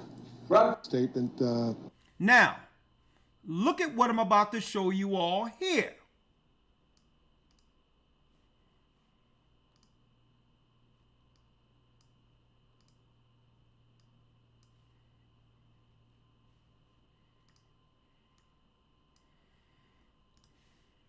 Look what I'm about to show y'all here. We remember him coming out like this.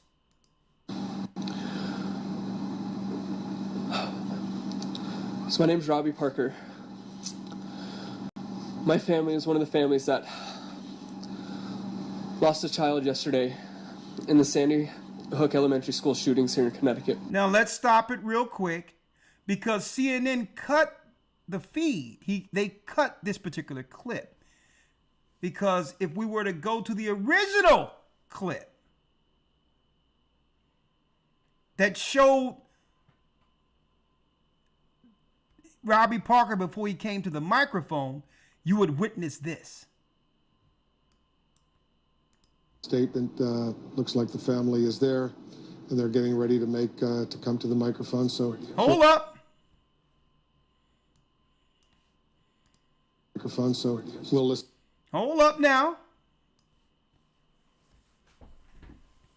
Now I'm just gonna just let it be there, so y'all can see it for yourself. Because a lot of you come from home, you come from work years ago, you used to hearing all the carnage on, and you didn't have time to really look into these things.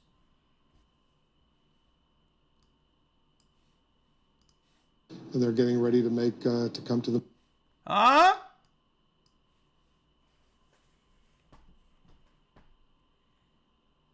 Right?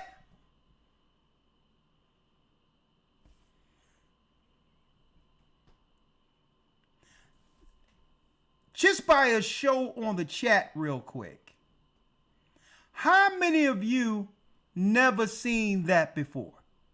If you've never seen that before, put 1 in the chat.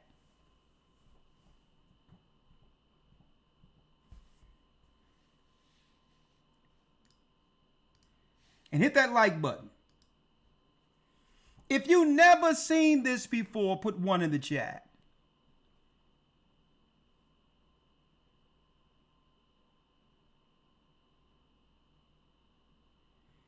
Look at that there.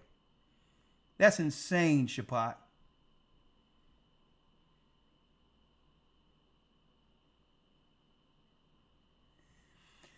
So let me tell you, brothers and sisters, what was signed into law. What was signed into law after the Sandy Hook thing. What was signed into law in the event of an active shooter, now under law. Okay?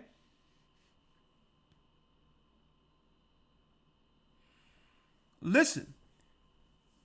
Under the law. Let me see what he's saying here.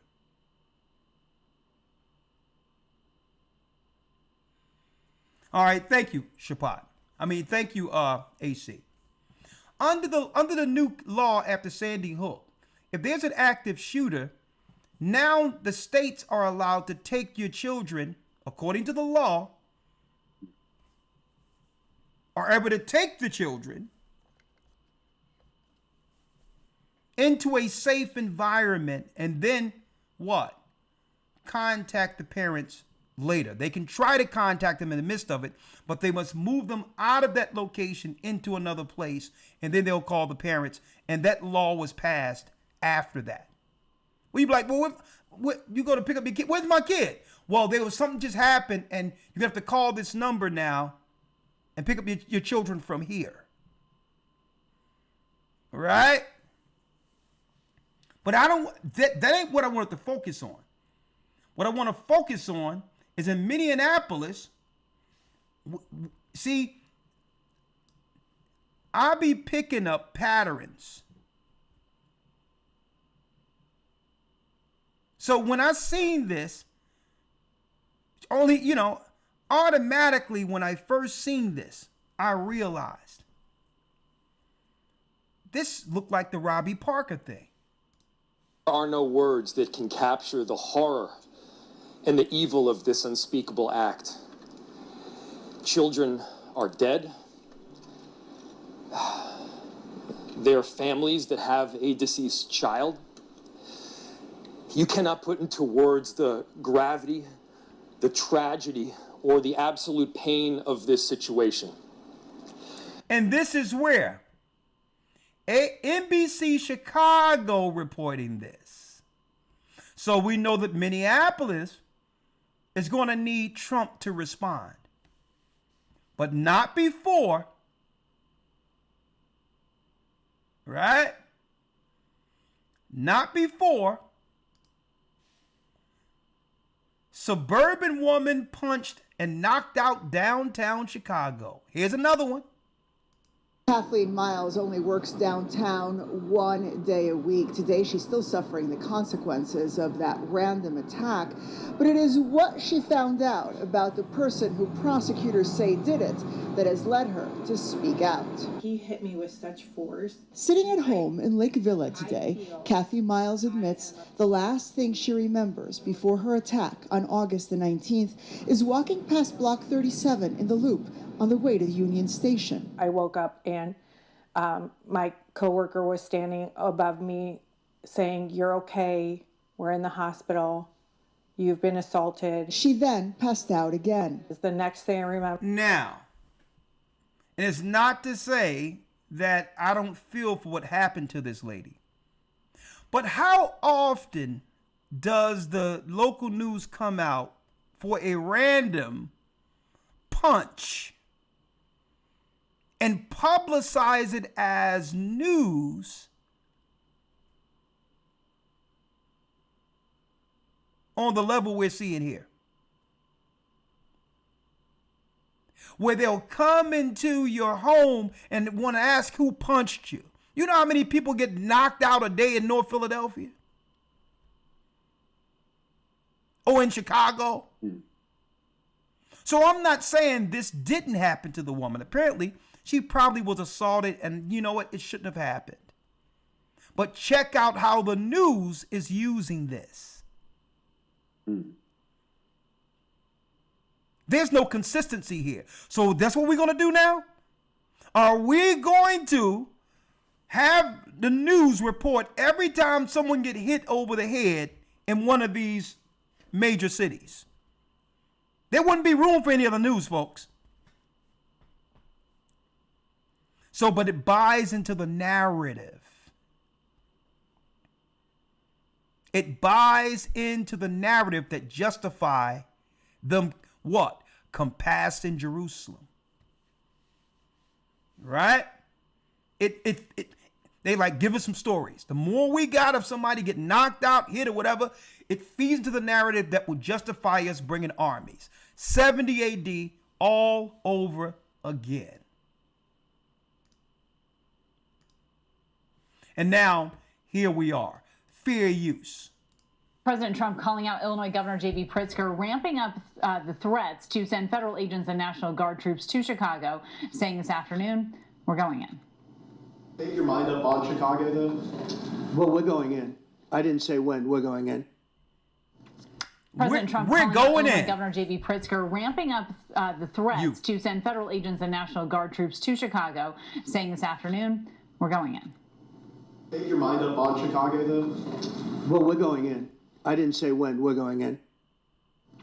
Well, the president pointing to gun violence in the city over Labor Day weekend. 8 people were killed, more than 50 were injured. But Pritzker pushes back, and he calls any plans to send federal... In Chicago, is that irregular where 8 people are killed and 50 people injured? How many people go to the hospital? They counting injuries now? Officers, quote, un-American, and saying that troops don't belong on the streets of American cities and that there is no emergency in Chicago.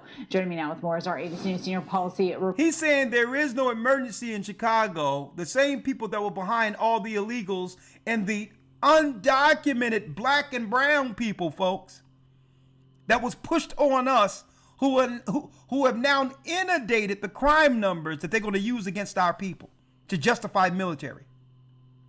So don't go for the Democrats trying to push back against the Republican bit. Do not go for that.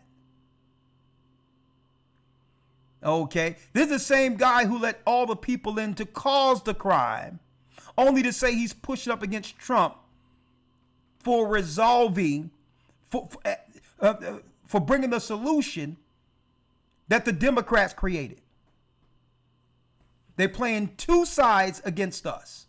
Reporter Ann Flaherty. So first of all, and we know there's a recent ruling as well from a judge in Los Angeles that found that Trump let's get these professional readers off the screen.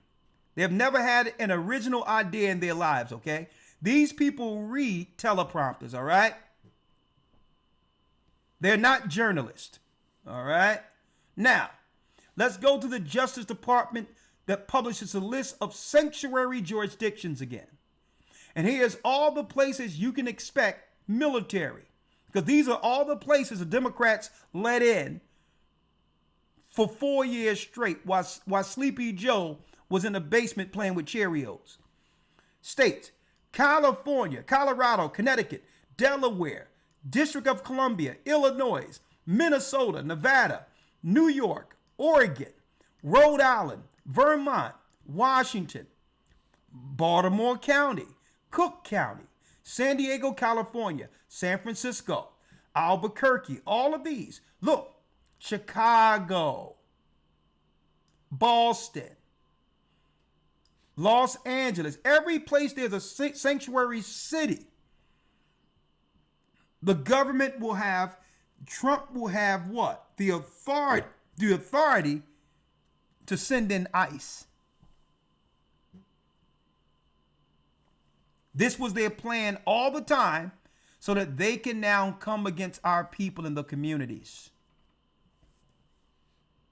All right? Y'all seeing this? Now, Trump takes control of Metro Police, deploys National Guard to take on Washington crime. Remember that? Right?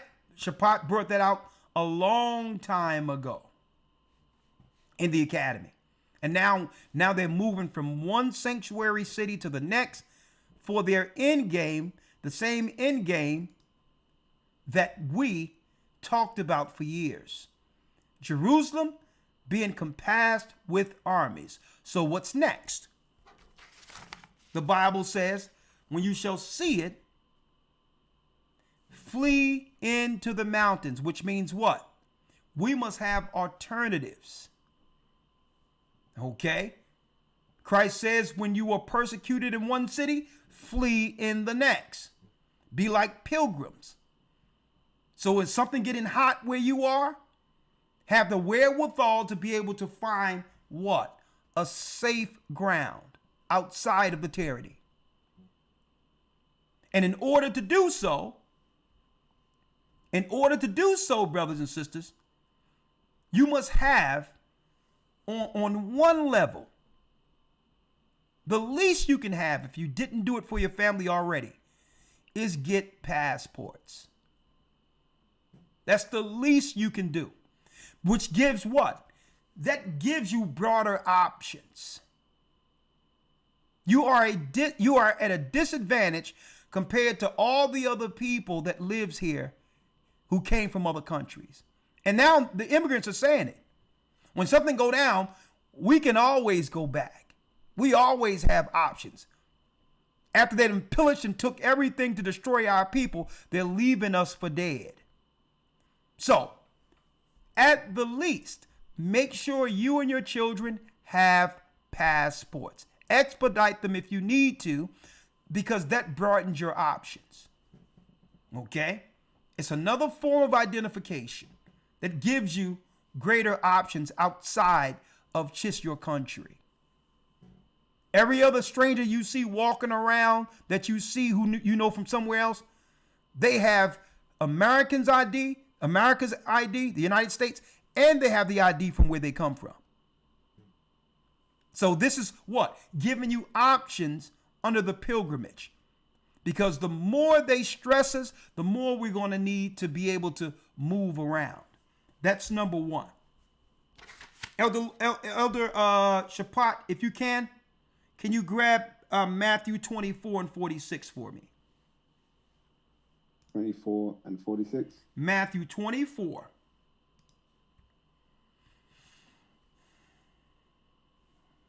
Mm-hmm. And 46. 24 and 46. This is the Gospel of Matthew, chapter... Hold on. 24 and... Let me get it. Is it 36? No, let me see it. Oh, man, Luke, what am I doing? That's what's wrong. 1 second. Matthew 24 is what I'm looking for. Matthew 24, right? And I'm going to need you to go down to, and don't forget the Bible says, as in the days of Noah. Let's read 37. The Gospel of Matthew, chapter 24, and starting at verse 37. Yep. But as the days of Noah were, so shall also the coming of the Son of Man be. For as in the days that were before the flood, they were eating and drinking, marrying and giving in marriage, until the day that Noah entered in the ark. And I'm glad Christ expressed this, because what he's showing that would happen in the last days, brothers and sisters, that society is going to look as if it's going to go on forever. So a lot of us are looking for something catastrophic or something deep of biblical proportions to say, hold up, God is doing something here. But there's many things that are going on in the earth right now, prophetically, to show the Most High's hand is judging the world. But it's upon Esau and the nations to have us believe that everything is normal. So they need to keep the essential things going, the Babylonian optics going, to have people believe that there's time. Right? So it says what? As in the days of Noah. Shapat, you sent me something the other day. The thing in California? Yes, I'm about to put it up here. Okay, you got it, or you want me to send it? No, I got it. I got it. Okay. Fair use for educational purposes only. Folks, 70,000 stranded in a pit. They have an annual freak party for these Satanists every year at this location. And look what the Most High did there. They call it the Burning Man too, like. They call it the Burning Man. That, you know what that is, right? Wicker Man. When you look at Wicker Man, if you ever seen Wicker Man, there's people on the island, these crazed out satanic pagans, who lured Nicolas Cage and as a police into the island, him not realizing that he was over there not to investigate, but to become a sacrifice for the Wiccans. So Burning Man is a bunch of these Satanists, and I believe they get a lot of these people to play in a lot of different crisis actors types of roles to convince us of a lot of stuff they're doing out there. These witch covens and all that. Like you see some of these weirdos who be in front of CBS in the morning. And like, I used to go to work and be like, don't these people have to work? Where they've come from? And they sitting there cheering every time according to, the cues are up and they're cheering and all that. I'm like, where are these freaks coming from early in the morning? And I have to go up to work and they got 1,000 people in front of Times Square or in front of this news station. Where these people come from? They're Wiccans, folks. They're pagans. Right? As in the days of Noah. Look what the Most High did to their freak party. More rain. They have kids out there too.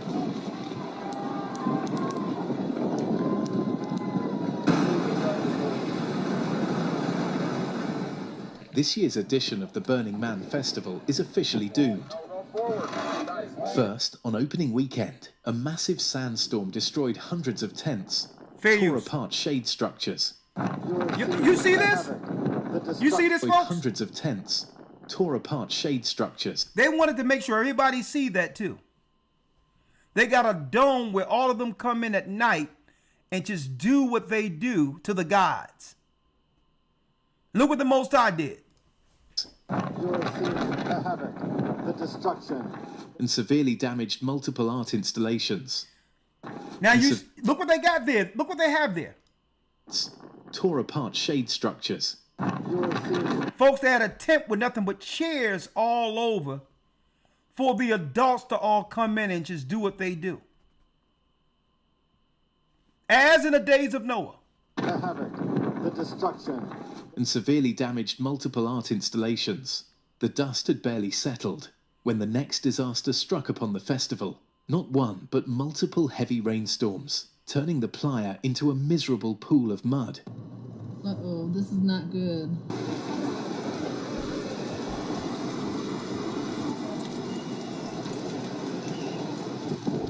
On Sunday evening, roughly 24 hours after the dust storm, heavy rains swept over Black Rock City, transforming the flat desert floor into something entirely different. Unlike most places, this Nevada desert has no natural drainage systems. It's a completely flat surface covered with alkaline dust. Out there, water doesn't drain, nor does it soak in. It mixes with the fine dust and forms a thick, clay-like mud. Within hours, the playa turned into a 7-mile-wide bowl of sludge that clung to everything: shoes, tires, bikes, tents. One witness described the chaos. So just walking the 10 feet or so over from the tent to the car, all these footprints, just look at my boots. Like, it's kind of heavy to pick my foot up. There's that much extra weight on there. Camps that had just rebuilt after the sandstorm now faced a new battle, keeping their shelters dry as water seeped in through every gap. The next night, as more rain fell in sheets and puddles spread across the city, the danger almost turned deadly.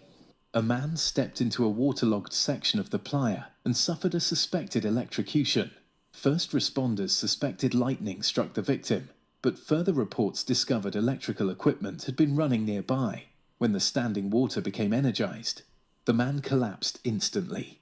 Emergency crews rushed to his side and airlifted him to a trauma center outside the desert. I want to show y'all something here, folks.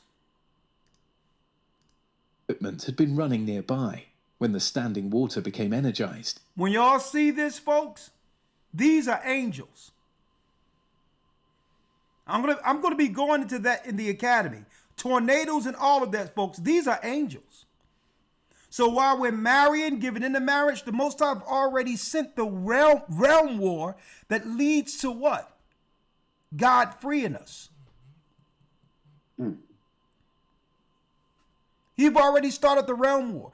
This is why Esau is what? Ramping up his desolation against us in the cities. Because our God is attacking them. They're not showing you this on mainstream media. They want to show somebody that got knocked over, just got punched in the eye real quick. This is the real news right here. Thank you. The real news is right here. Okay? You're talking about, listen, God is waging war against their pagans. Why is this important, folks? They must go to these particular gatherings like Woodstock and all that and have this perverted sex because it brings in what? Dark energy they use against the people. This is highly organized on the dark side. It ain't no people just going out freaking with no purpose. They're calling in dark spirits against us. These are rituals. And that's what they covered up when it came to the P. Diddy's house and made it seem like this was something. They just totally watered that story down by just talking about him and Cassie.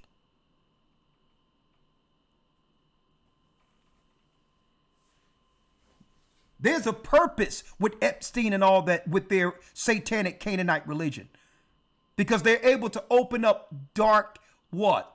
Dark gateways to have spirits that they can utilize as genies or jinns to benefit in society,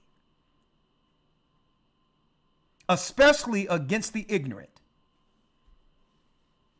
This is our God tearing them a new one.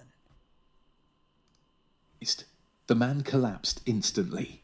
Emergency crews rushed to his side and airlifted him to a trauma center outside the desert.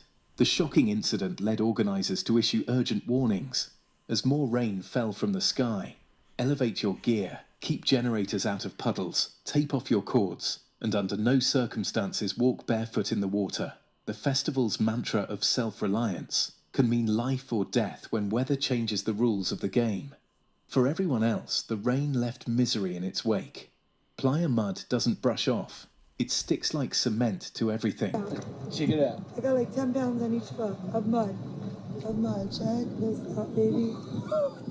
OMG. Boots gained several kilos of extra weight. Bikes, normally the main way to get around the 7-mile-wide city, became nothing more than dead weight.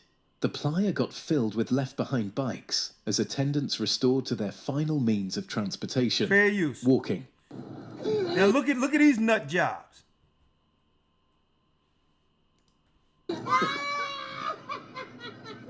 These witches.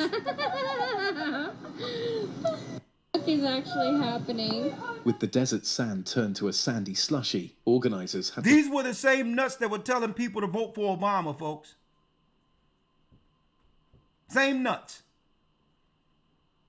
That was telling you to vote for Kamala. shut down almost all amenities. All the activities are shut down. We all slept all night with no house music bumping. Good. Everything stopped. So what did the higher do to you? What did Christ do to you? Y'all try to claim that our God isn't real, right? All the activities are shut down. We all slept all night with no house music bumping. Everything stopped because of that. The Most High stopped the party. He put a foot in it. So what y'all don't realize, he sent angels to this thing. He knows these are satanic deviants who would literally eat your children. It's horrible. Inside tents and RVS, the mud tracked everywhere. On sleeping bags, in cooking spaces, across the floor of art cars. One longtime burner said, "We thought the dust was bad, but this just followed us everywhere. It's in my bed, it's on my clothes, there's no escape."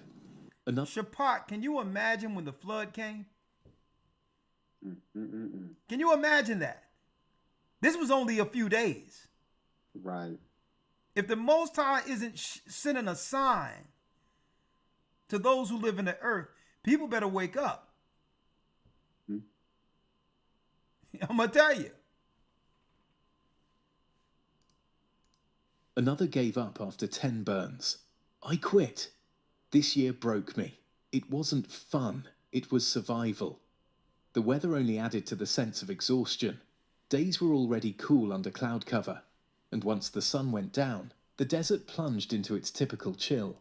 Nights turned bone cold with damp clothes and wet bedding. Festival goers, many used to wearing as little as possible in the daytime heat, now shivered in jackets and makeshift rain gear. Illness became a constant worry. People spoke of friends coughing, sniffling, and heading home early, rather than face more nights of rain-soaked cold. The infamous orgy dome, The what? The infamous what?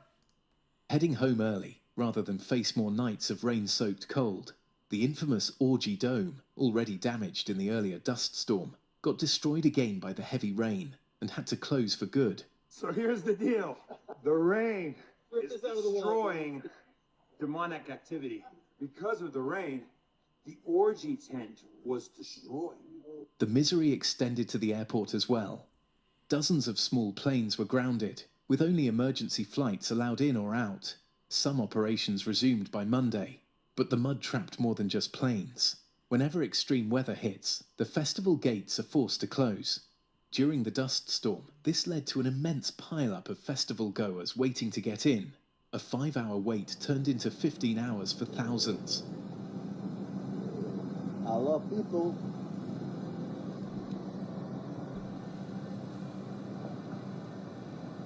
And with dust... Well, yet these fools say there is no God.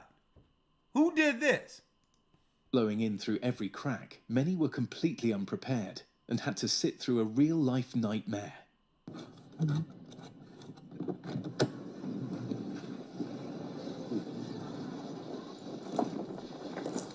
Well, that's enough of these fools.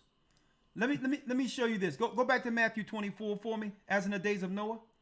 When you see the wicker man, or what they would call the fire, let me get it here. Right? Let me get it.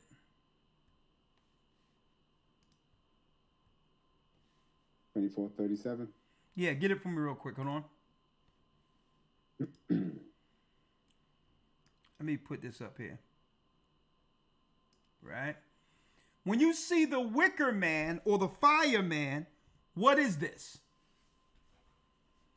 The ceremony they're dealing with. You get some knowledge here. Folks, that's why I say y'all got to be a part of the academy, because this is how news be going down. Real time. A wicker man was purportedly a large wicker statue in which the Druids sacrificed humans and animals by burning. That's where you get the burning man ceremony from. See? The burning man's ceremony, which the Druids sacrifice humans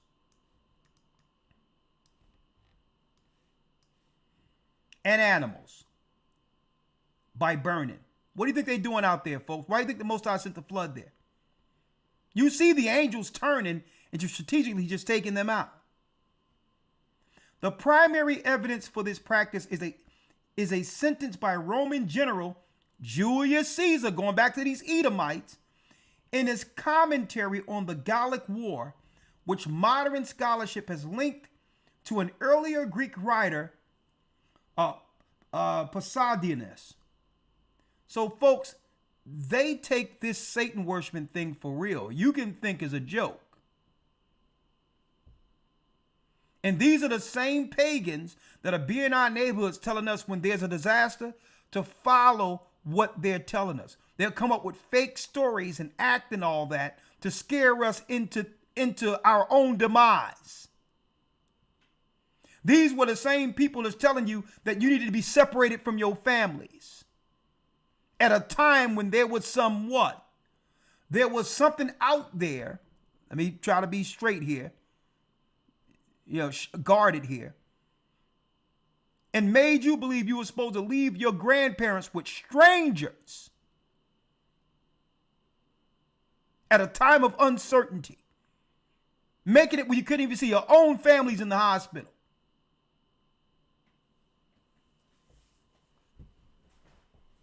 The Most High sending judgment, as in the days of Noah. Come on.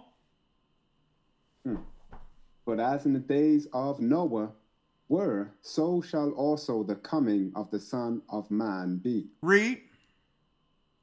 38. For as in the days that were before the flood, they were eating and drinking, marrying and given in marriage, until the day that Noah entered into the ark. Read on.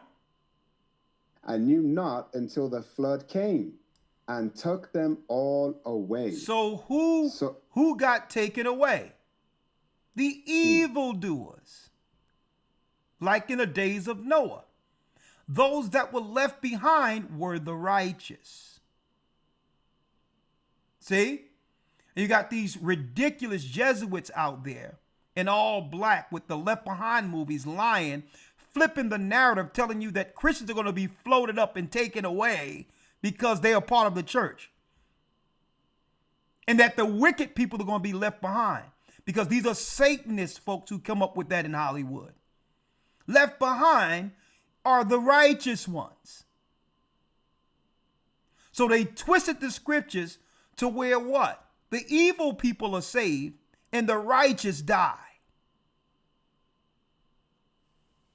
There is no left behind where Christians are going to be floated up into a cloud. That's a bold-faced lie. And they knew not until the flood came and took them away. Those were the evildoers, those who didn't listen to Noah. Read. So shall also the coming of the Son of Man be. Read. Then shall two be in the field. The one shall be taken and the other left. So things are still going on. And what? The evil is being taken out, and the Most High is preserving the righteous. Read. 2 women shall be grinding at the mill, the one shall be taken and the other left. Read. Watch therefore, for ye know not what hour your Lord doth come. And when it says your Lord doth come, everybody's looking for the day of the Lord. But if you're taken in your evil, that's your day of the Lord. You're standing right before him. And see, everyone is looking for just one moment when it say what? A continual prophecy. If you're taken in your wickedness and you're standing before the judge, you're before what? The day of the Lord. Now you must give an account to him. See? 43, read it. But know this. But know this, that if the good man of the house had known in what watch the thief would come, he would have watched. He would have watched. And would what? And would not have suffered his house to be broken up. Read, therefore. Therefore be ye also ready, for in such an hour as ye think not, the Son of Man cometh. Your number can be called. Folks, we're in the day of the Lord. We're living in it. Read. Verse 45. Yep. Who then is a faithful and wise servant? So this now Christ is talking directly to us. Who is the faithful and wise servant? Read. Whom his Lord hath made ruler over his household, to give them meat in due season. Who gave them a position to do what? To rule in the vineyard. See? So you're working with a job. 46, blessed. Blessed is that servant whom his Lord, when he cometh, shall find so doing. If he calls you to do the work, and when he come back and call you at any time, even upon his return, he'll have delight to know that, you know what, you were called to the work and you never stopped. See, no one is perfect, but Christ himself take a special interest in someone who really steps to the plate when the Most High called them, regardless of people, regardless of men, regardless of what people might think. Christ is looking at the one he called and saying, through all adversity, he's doing the same thing he did from the day I called him. See? And that's why, I'm going to tell you, that's why when stuff come and stuff try to hit or attack, that's why I'm like this.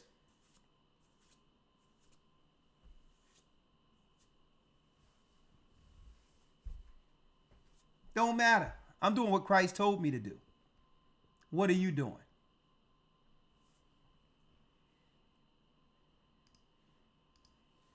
Blessed is the servant whom his Lord, when he cometh, shall find so doing. Right? Read a precept. Come on. Let me read a precept. Let me get it real quick. Let me get it. Joel 2. Joel 2. Let me grab it. The key bit is the question at the end of verse 11. But I'll read verse 11. Joel 2 and 11. Yep. And the Most High shall utter his voice before his army, for his camp is very great. That's those angels. For he, read. For he is strong that executeth his word. For the day of the Most High is great and very terrible, and who can abide it? Who can abide it? That's how you can abide it. The Most High in Christ doesn't ask us to do too many things. He says, follow my law because my law isn't grievous. I gave you a work to do, finish it. Right. So it ain't that hard. But even though the adversity is going to come at you, you got to realize, and this is what? This is words of encouragement for brothers and sisters who are out there. You can't do this work and not expect adversity, attacks, undermining, backbiters, destroyers, haters of the work. You can't do this work and not expect that. Betrayers. See? Those who would collude. Whisperers. That would try to pull you into things that you have nothing to do with. That would use other people to fight behind other people. Like Judas. See?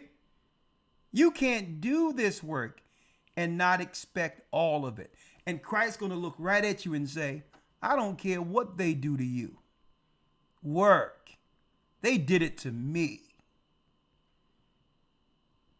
The servant isn't more worthy than his master.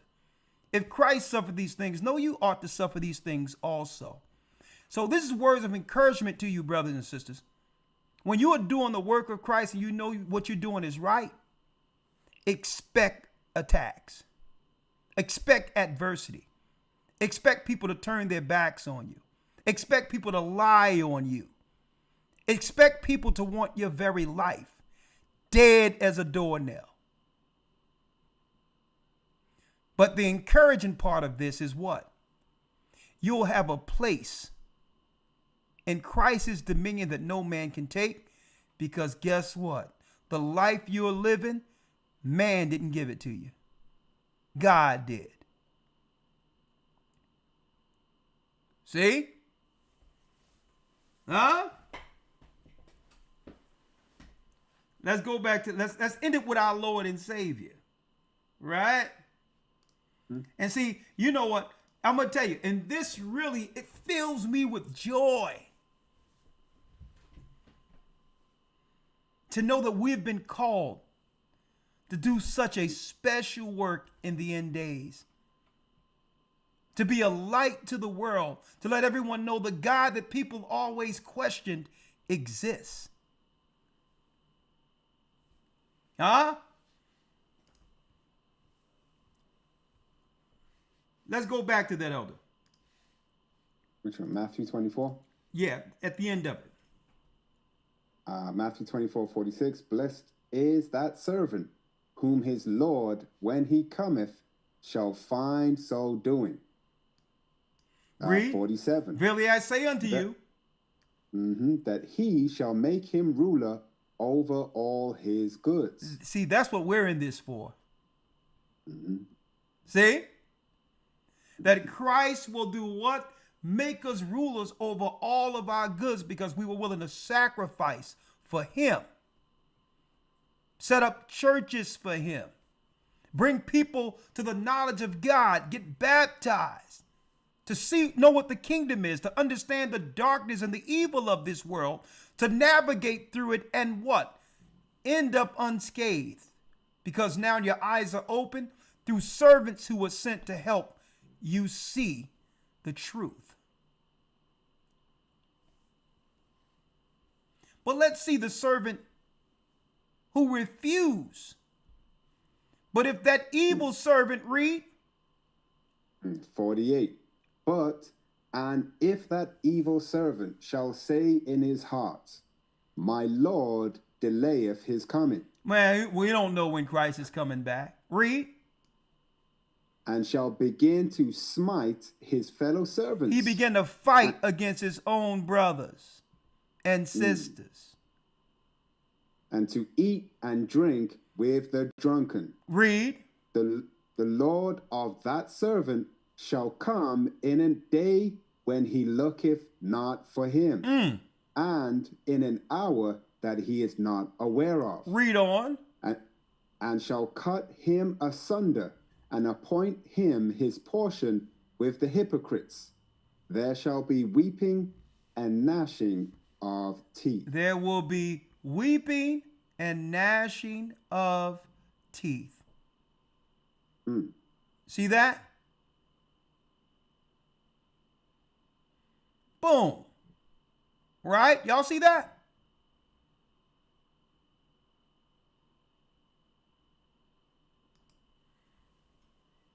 We're about to open it up for all of you. And we're going to talk about it, what we've been talked about. Trump is going to do what he's going to do. Just like you had the false flags 6 years beforehand. Well, it was 64. 6 years beforehand, you had the false flags. And then through the false flags 6 years beforehand, they began through Nero's false flag to allow military into our cities. Folks, we're in that same type of time period. Right now, it's going to be all good, and our people are going to welcome the armies as friends. Okay? And the armies with the police are going to do a great job in cracking down on crime until they get a different order. By that time, you'll know what to do. And we'll be here to tell you exactly what that is. Okay?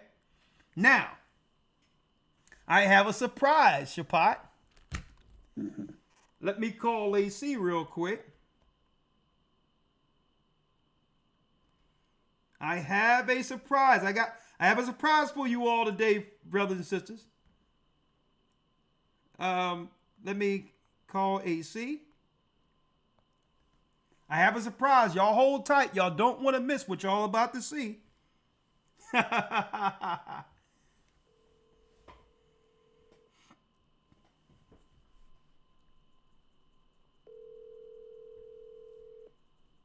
Come on, AC, answer the phone.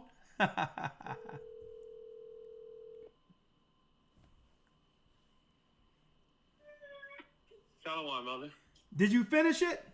Yes, sir. We sent it to you through WeTransfer, and also I sent you the link. There's a link on YouTube? Oh, not on YouTube. I sent it to you. Where at? WeTransfer. On Teams. On Teams. Okay, hold on. Yes, sir. I'm going to do it while you're on the phone. I'm so excited. I am. Rush job. Brother, I just thank you for doing it. And for the you, team got together with it, so it's not too bad, actually. So the whole team got together. I'm going to, brothers and sisters, y'all in for a treat. And make sure y'all join that academy, historytimes.org. I want to break the numbers. I really want y'all to break it. I want y'all to break the record. If we can get, you know what? It'd be nice if we can get 3,000 people into the next academy. And if you haven't, please help. All right? Oh, here it is. Under QuickTime. Hold up. Don't do anything yet. Don't do anything yet. Hold on. Don't do anything yet. All right. Let's go here. Let's see.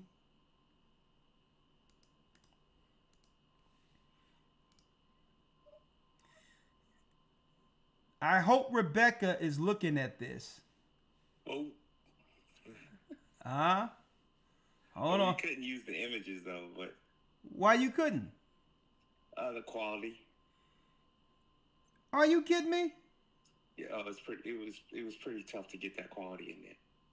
What quality? I did it for their marriage. I know what to do. Let me tell you. You know, listen, you know me. I'll find a way. Hold tight. I got a good treat for you all. Hold tight. Let's see. Quick time. Right there.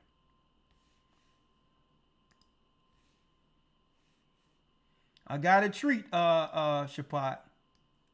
Okay. Right.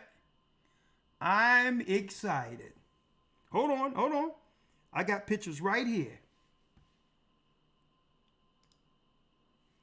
I got pictures. How do I pull up my photos? Oh, don't worry about it. I got it. I have it. Y'all in for some treats, brothers and sisters, right now. Right there.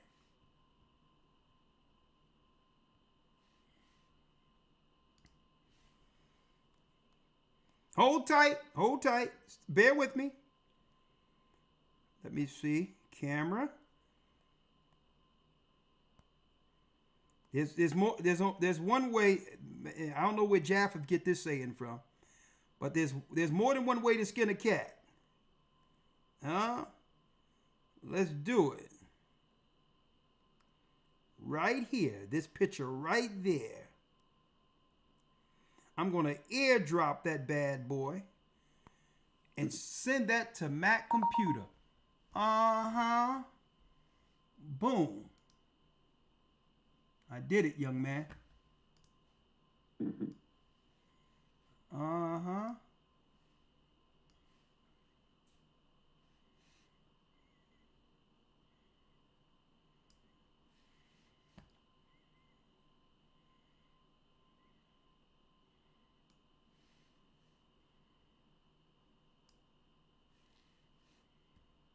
Okay.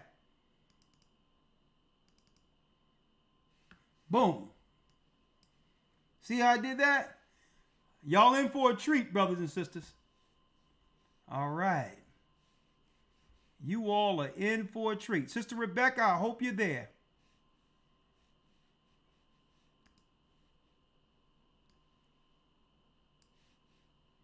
Boom. And a photo. Hold tight, folks. There it is.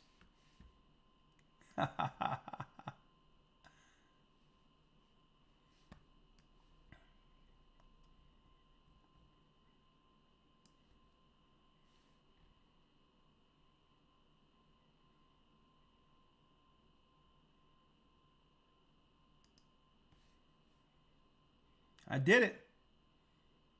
I did it, young man. Okay. Shapat, I didn't tell you about this, okay? So you're hearing this firsthand.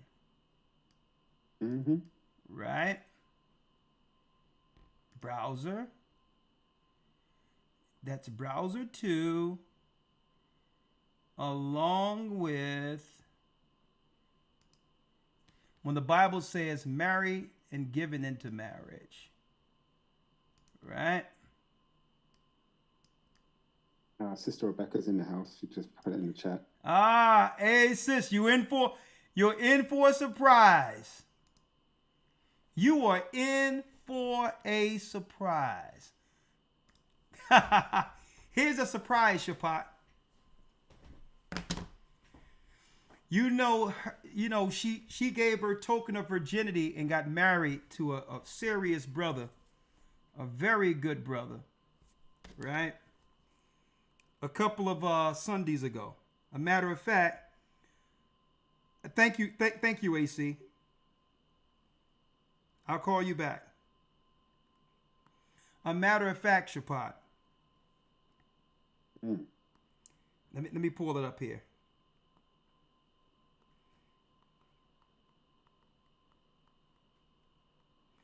I never get a day off. While y'all were chilling on y'all Sunday, she asked me to give her away, and I wouldn't have changed that for the world. I would listen. That was one of the better days of my life, right? But I had a surprise. The surprise was there was a song I did, Last Dance, years ago while I was overseas. but I never really completed it. So I was going to sing that song as a gift for their wedding, but when I rendered the file, the song wasn't there on my PDF. Right? So I wasn't able to do it. Right? She married a wonderful brother, Christian, a Simeonite. But you know what? I said, this is what I'm going to do, though. I'm going to record it like I wanted to record it. And I'm going to play it on the broadcast. Right? So so I finished the song. I actually finished it, Shapat. I got a few things, there's a little pitchy things. But I actually finished it today. Oh, wow. And I'm going to play it. I'm going to play it in the headphone, Shapat. So you'll have to hear it back, all right? Because I really want to hear it. Yeah. I hope y'all enjoy it. The song is called My First Dance. My First Dance. And there they go right here. Right? There they go, right? Check this out.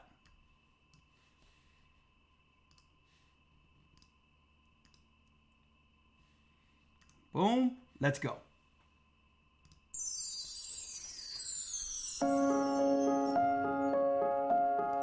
Yes, they did it.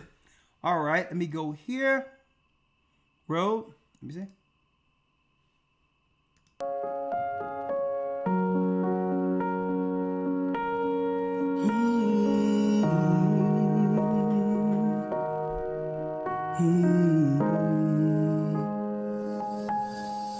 Take my hand. Let's go to the floor. Girl, I've been waiting patiently.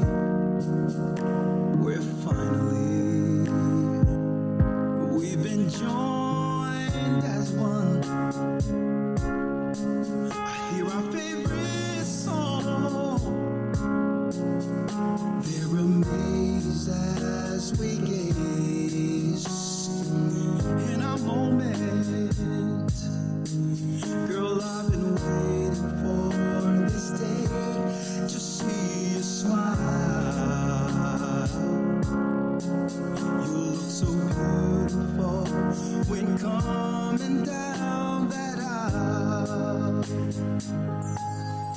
Our first dance is the first of many. Our first dance will hold each other tight. This is our night to remember. Girl, I've been waiting for this chance to have our first dance. It's just you and I. The whole world is still an emotion more than love is what I feel as the music plays. I hear our favorite song, baby, when we feel so real in our moment, baby, waiting for this day to see you smile. You look so beautiful when walking down that aisle. Our first dance is the first of many.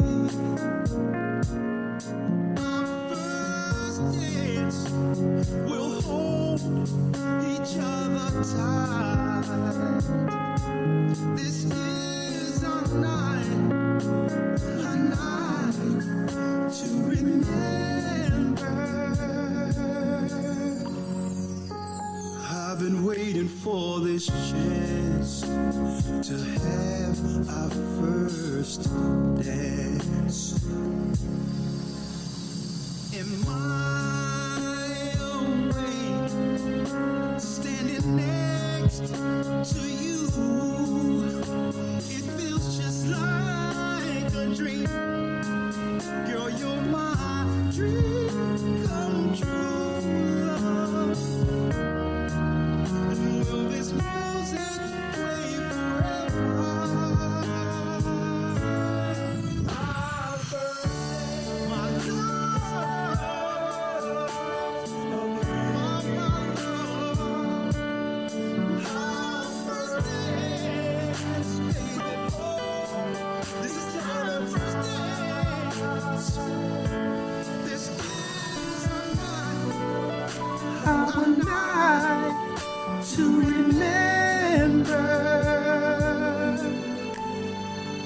Girl, I've been waiting for this chance to have our first dance.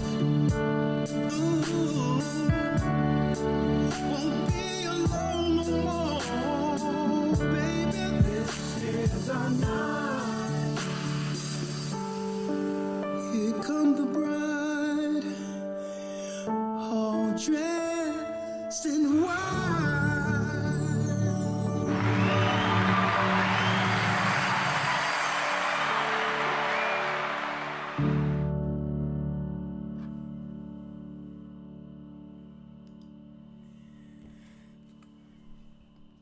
Congratulations, Rebecca. Congratulations, Christian.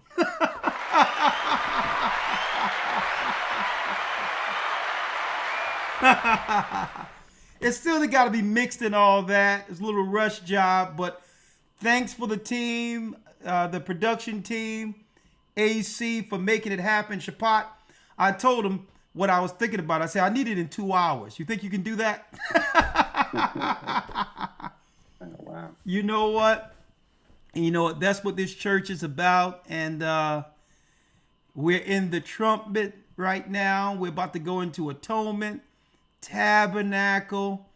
And I was going to sing it that day, but I'm kind of glad I didn't do it because I was able to make a production and I said I would play it live. So congratulations again. And when I'm finished the mixed copy, the finished production, Rebecca, Christian and you will get it first. All right. Congratulations. They did an amazing job with the video, right? Of course, the production, I didn't mix it yet, but you know, the sentiments are still there as far as the care that we have for our brothers and sisters there. Now, I'm opening up, actually. Elder Shapat, is up to you. It's up to you whether or not you would want to stay through, or I know it's late there. I'm going to take calls for about 30 minutes, and then that will conclude. That would conclude the broadcast, right? As the days of Noah, as you can see, they're ramping up their armies, and it will never go back to the way it was. According to what they're doing, it's the same thing that was done in 70 A.D. Okay? Same exact thing. We have to prepare our souls, prepare ourselves to be right with the Almighty. We have to come in, get baptized, and follow the laws and treat each other civilly, because it's about to go down, folks. And what we're going to do almost immediately, in all the cities we don't have churches, we're going to start moving brothers and sisters to actually be there to develop small church communities to be guided through what's about to happen. All right? And something that Bishop Shamar sent me about the angel that would preach at the very end, this gospel shall be preached throughout the earth, and then the end shall come. Well, there's 7 angels over the 7 churches. And we have the ministry that was what? That was destroyed and infiltrated. All the records the Most High said the earth shall help the woman, he allowed us to go into so that we can develop and find the true gospel, a better word for it, that was lost, that would gather us together in these end days. So when it says an angel that would preach, it's speaking of like the angel who would put a mark on those. And that mark, Shalom. Shalom. How you doing, Desiree? Who this? Oh, it's all of us, both of us. Yeah, it's Rebecca and Desiree. With my mom. We just saw your live. What you think? It's good. I wish it would have been ready for the wedding. We could have danced to that instead. Oh no! Well, you have many days to dance to it, but hey, it's for you and Christian, and I hope the world will like it. And hey, you did it right. The Most High bless you with a good man. Okay. Thank you. We do appreciate it. Yeah, we're watching, so we really wanted to just say thank you. Really appreciate, all your love and appreciation for us and being present since I was a little girl. So, hey, you was a little girl when I seen you, but you've grown up to be a virtuous daughter of Zion. So. Thank you. Christian sends his love as well. He's on the business trip right now, but he is watching where he's at. Oh, he's a great young man. Thank you, sister. And are y'all getting ready for tabernacles? Yes, we are. The wedding kind of put us back, but we're trying to speed up the process. But yes, we are getting ready for tabernacles and then Passover, right? But yeah, we're getting ready this week. Well, check it out. Get your Dominican food ready because we're gonna have we're gonna have food contests with prizes. So we have Judah food, Benjamin food. We got Benjamin food. And of course, I'm going to be one of the judges. I'm going to be sitting there. Hope people don't get offended if I don't choose your dish, but we're going to have our... Listen, I don't know if y'all remembered, but me and Sister Jenny won a couple years back. So, yeah. Right now, it might come back around. All right. Back, but... All right. Now, I do Judah food, but I do a little bit of different cuisines. I do Mediterranean cuisines. I worked in restaurants and all that. But the reason why I didn't want to enter the contest, because I didn't want to be able to give all you the business. But okay.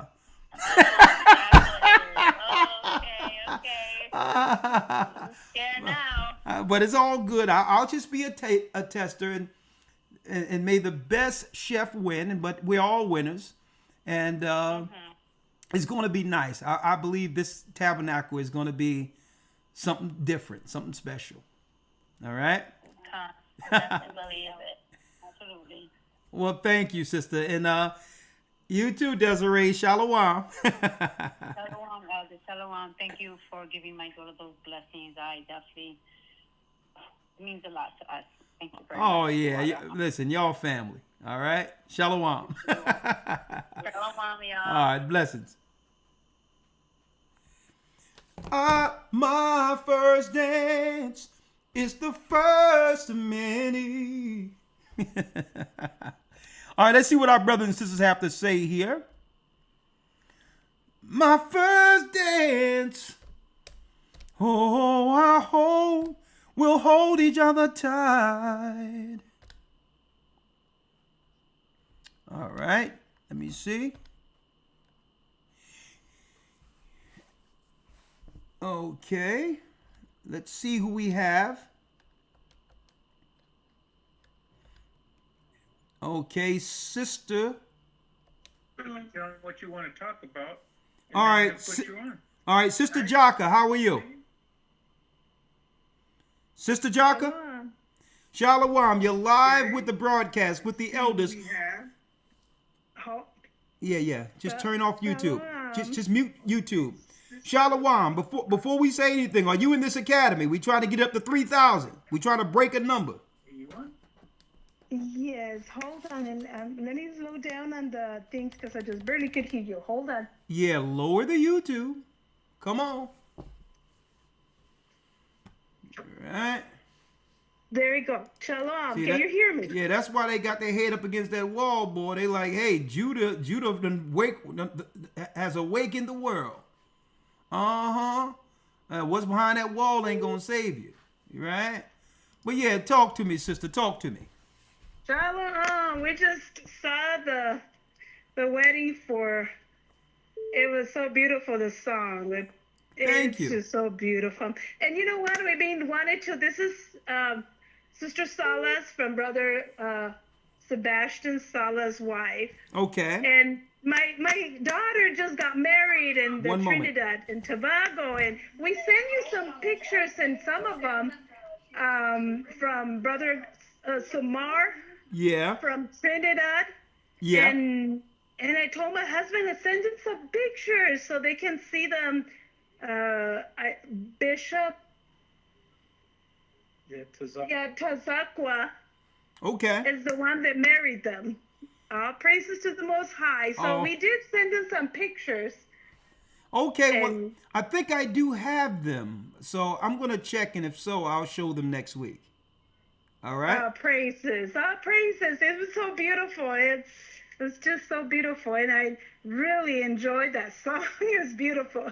Thank you. It's not even mixed, but I really appreciate it. Thank you. You know what? And through this hell and high water we're going through with the enemies attacking and everything else, and the world coming to an end, and Trump's bringing armies all up against our people, immigrants undermining us, you name it.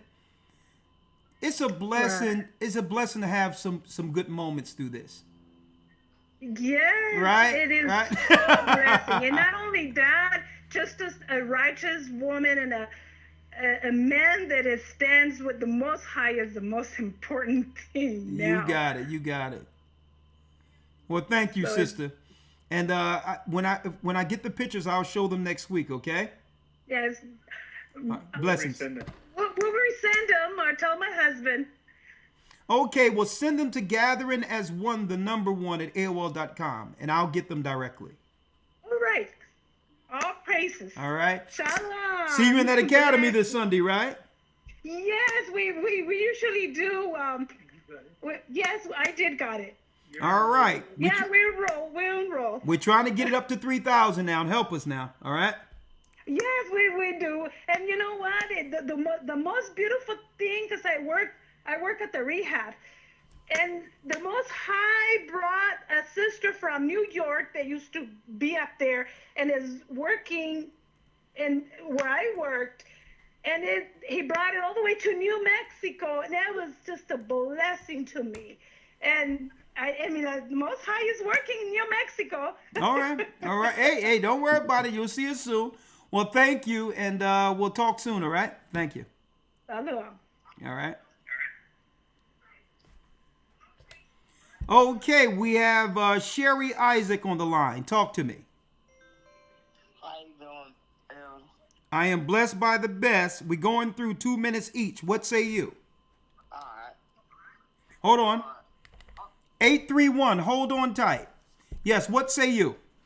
Yeah, my phone been down, so I ain't been able to call in on the show. My name is Darius, if you can remember when I had called in. Yeah, but what you got to do, brother, your phone is very low. I'm sorry. Your phone is very low. You gotta speak into it or something. Try to take it off. Is it better this way? It's still pretty low, my brother. Go ahead, say something now. Huh? Okay. Volume up, though. Okay, it's better now. What say you? 831, hold on. What say you? Yeah, good lesson tonight. All praise be to the Most High. About when you see in the internet world, they got this diaspora war going on. What do you think about the people saying that we was already in America and then the slave trade went in reverse? What do you mean? What do you mean slave trade, brother? Can you hear when I'm talking? About how the so-called African slaves got into America. Brother, can you hear me when I'm talking or no? Yeah, I can hear you now. Okay, what does it mean, slavery in reverse? Break that down. What is that? So they say that, you know, the Northern Kingdom that came over into the North Americas and South Americas. They say that. Go ahead. All right, let me make it clear for you. Yeah. The reason why there's diaspora wars right now.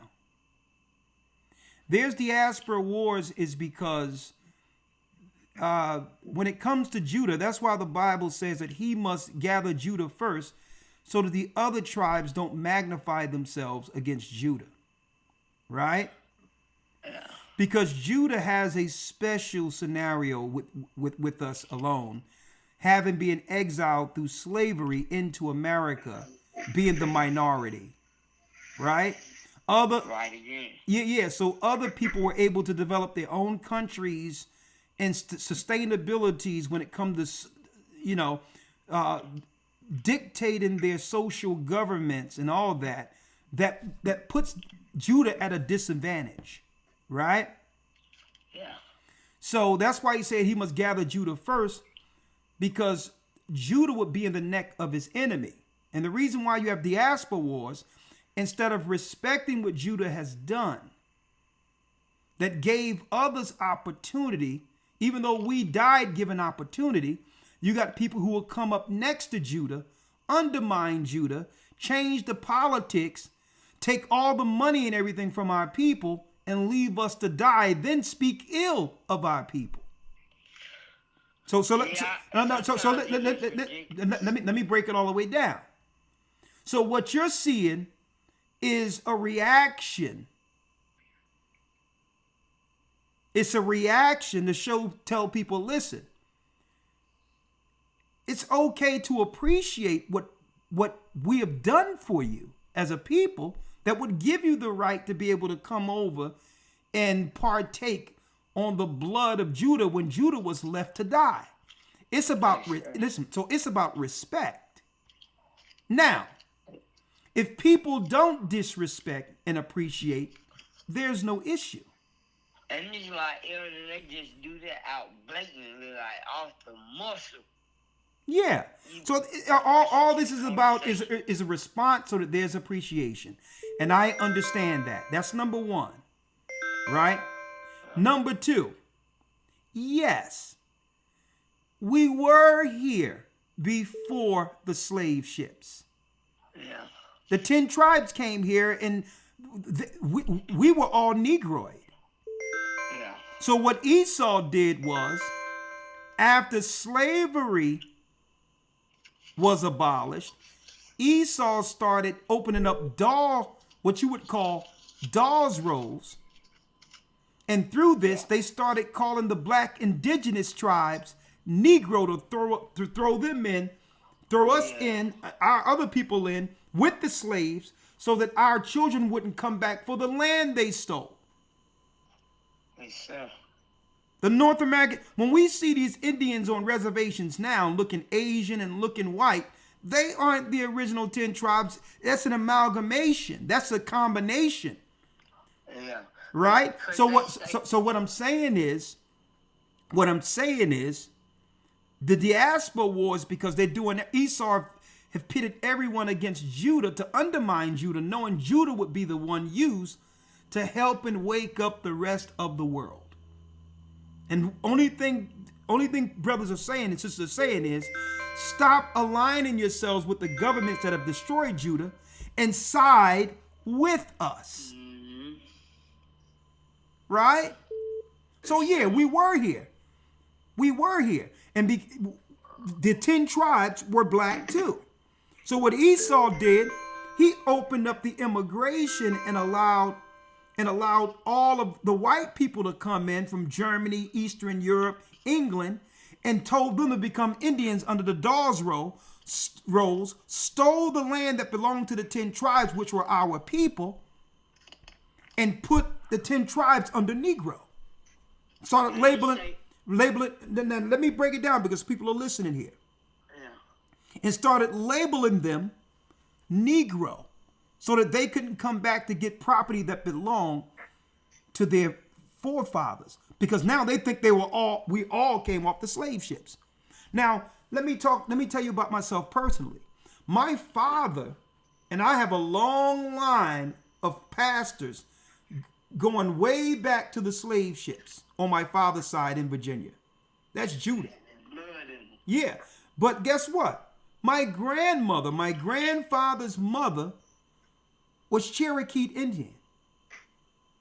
And yeah, so this is what I'm saying. So she was here, her family was here before my father's side of the family got here, and she was dark skinned. She had long 2 braids going down, pretty long 2 braids. One of the most beautiful black women I've ever seen was my grandmother. And she wasn't from the slave ships.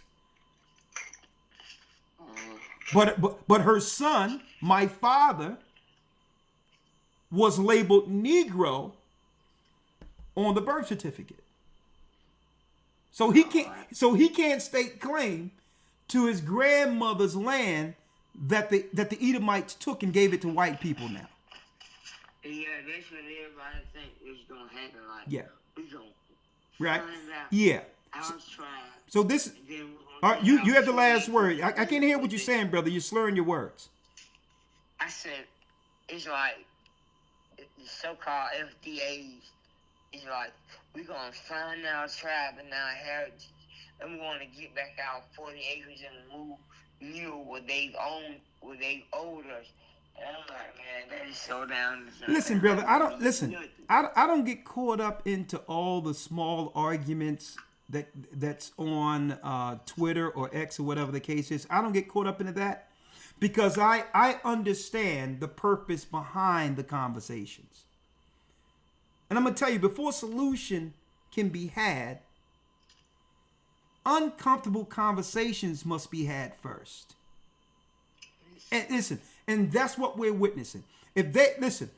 I support on the political side our people saying that, even though I know I'm Judah, from the political side, that was ingenious with someone coming up with foundational Black American. And I'm gonna tell you why that was ingenious. Because now we can start looking at people we don't know, who don't have our interests, who may look like us, and be able to check what their purposes are with or against us. See, when we just thought we were African American, which was a Jesse Jackson DNC label, anybody can come in and undermine, and now they destroy us from the inside, like Obama being an African American. But he was sent in not to represent us. He was sent in as an outsider to usurp us. So that term, I can respect that from a political side. But I know who FBA is. FBA is Judah.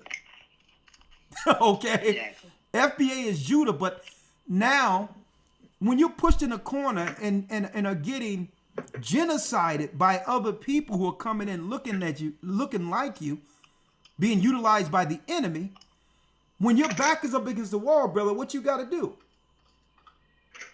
You got to fight. And that's what's going on. But Esau did a trick. He says, I'm going to fight you behind people who look like you. See? So when we try to wonder who's regenifying us, who's destroying our people in the schools, we never ask where these people came from. Why our children read on a 4th grade level, and they got women in our school from other countries who don't even have an interest in the black child. Yeah. So Esau did this. He put a black face to destroy us from the inside, which are leading to the questions. Where did you come from? And who interest are you bringing? Right? So I respect that term because it's allowing a dialogue to happen. and to ask questions concerning the people who's usurping our people. So I know that they're not going to get 40. I don't think they're going to get 40 acres in the room. We don't got no time for that. Esau is about to go into the mark of the beast system. So we're going to get what the Most High said we're going to get. But I love the conversation. I respect the conversation. And guess what? I'm going to tell you this. Anyone who appreciate what Judah did as a beacon of freedom throughout the world don't have no problem with someone checking other people and trying to figure out what their interests are. You got that? Well, thank you, brother. I appreciate it. Just one statement, Elder Rawchaa. You having a Patreon this Friday? I'm having a Patreon this Friday. Absolutely. 100%. I'm gonna call in. I just wanted to, because it was funny how the broadcast started about the flat earth. But well, brother, listen, listen to me, brother. You can call in Friday, but again, the earth I'm walking on is flat, okay? That's the only conversation I'm having concerning that, because no one can prove it otherwise. It's a conversation that came into America from India. And the one thing I did was not to go. I tried to get my sources. Brother, you said one thing more and you would call in on Patreon. I got you, sir. All right. Thank you. Have a good night. Hey, Lord, in the morning time, we went from FBA to flat earth. Lord have mercy. Just open up that Bible and read it. We have 831 area code. Listen, everyone knows the same people, the same Satanists that came up with the zeitgeist came up with the flat earth to see if people really, and it's really a sideways attack against those who believe in the Bible. That's what it is. Because if you read the Bible will tell you the earth is round.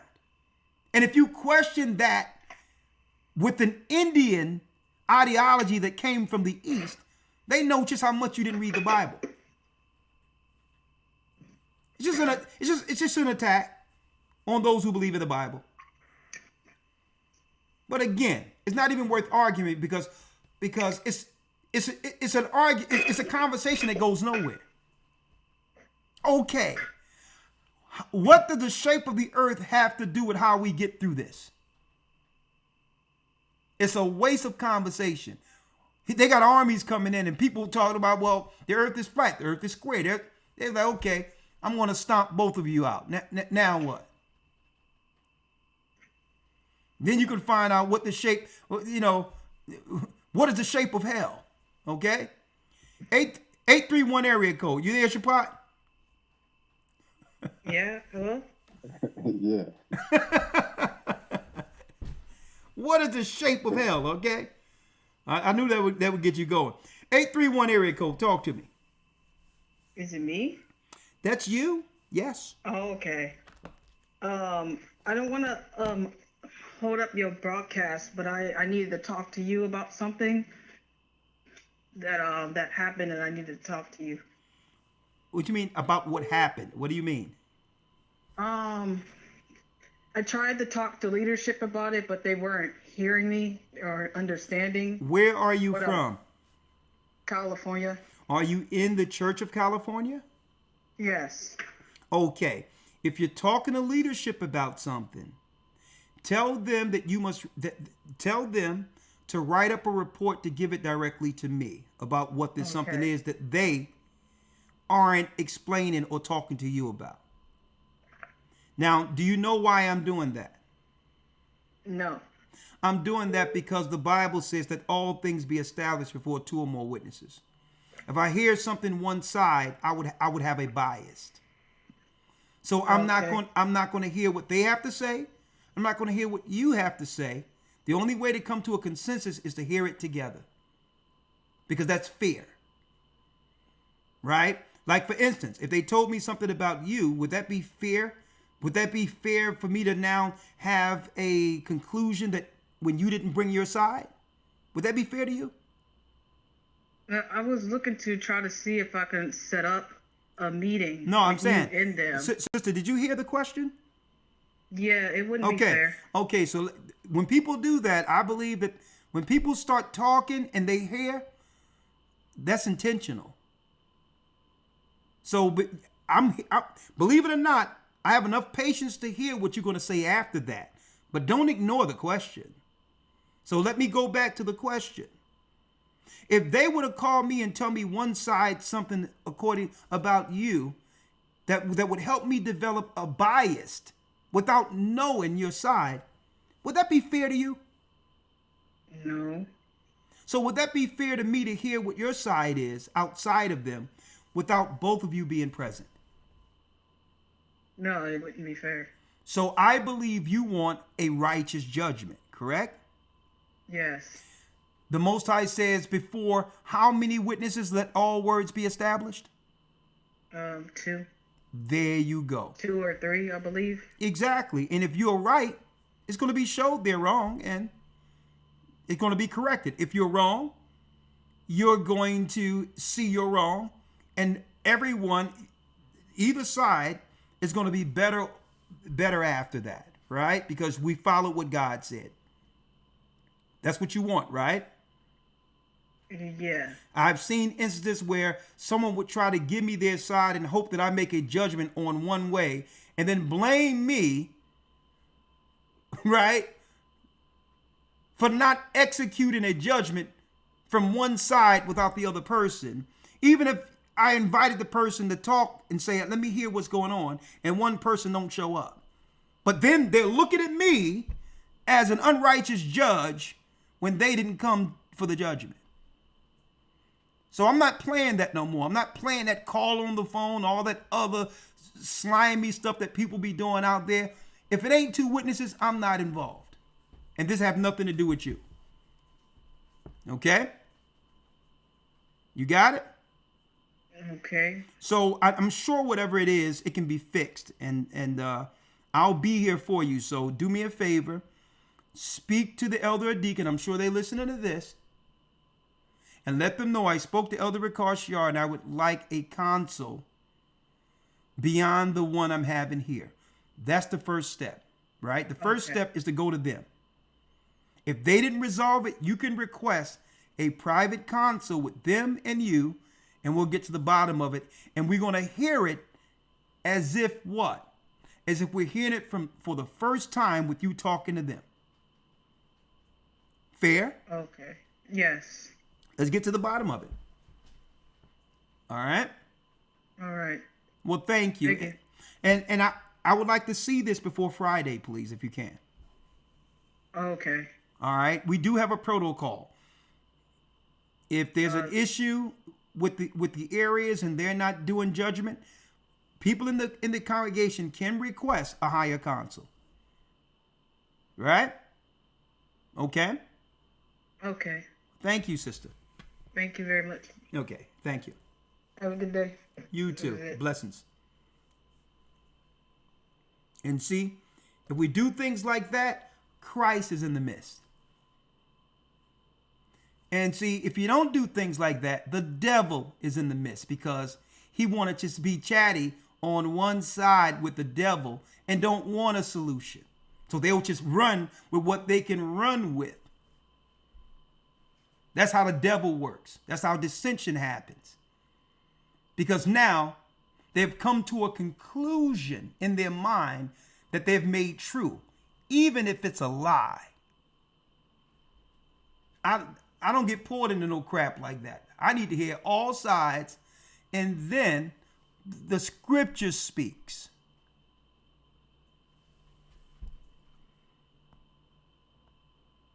That's how it goes.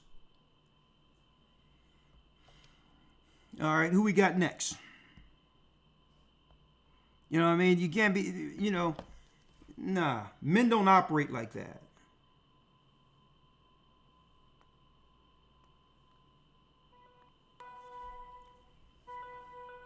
Hold on. 404 area code.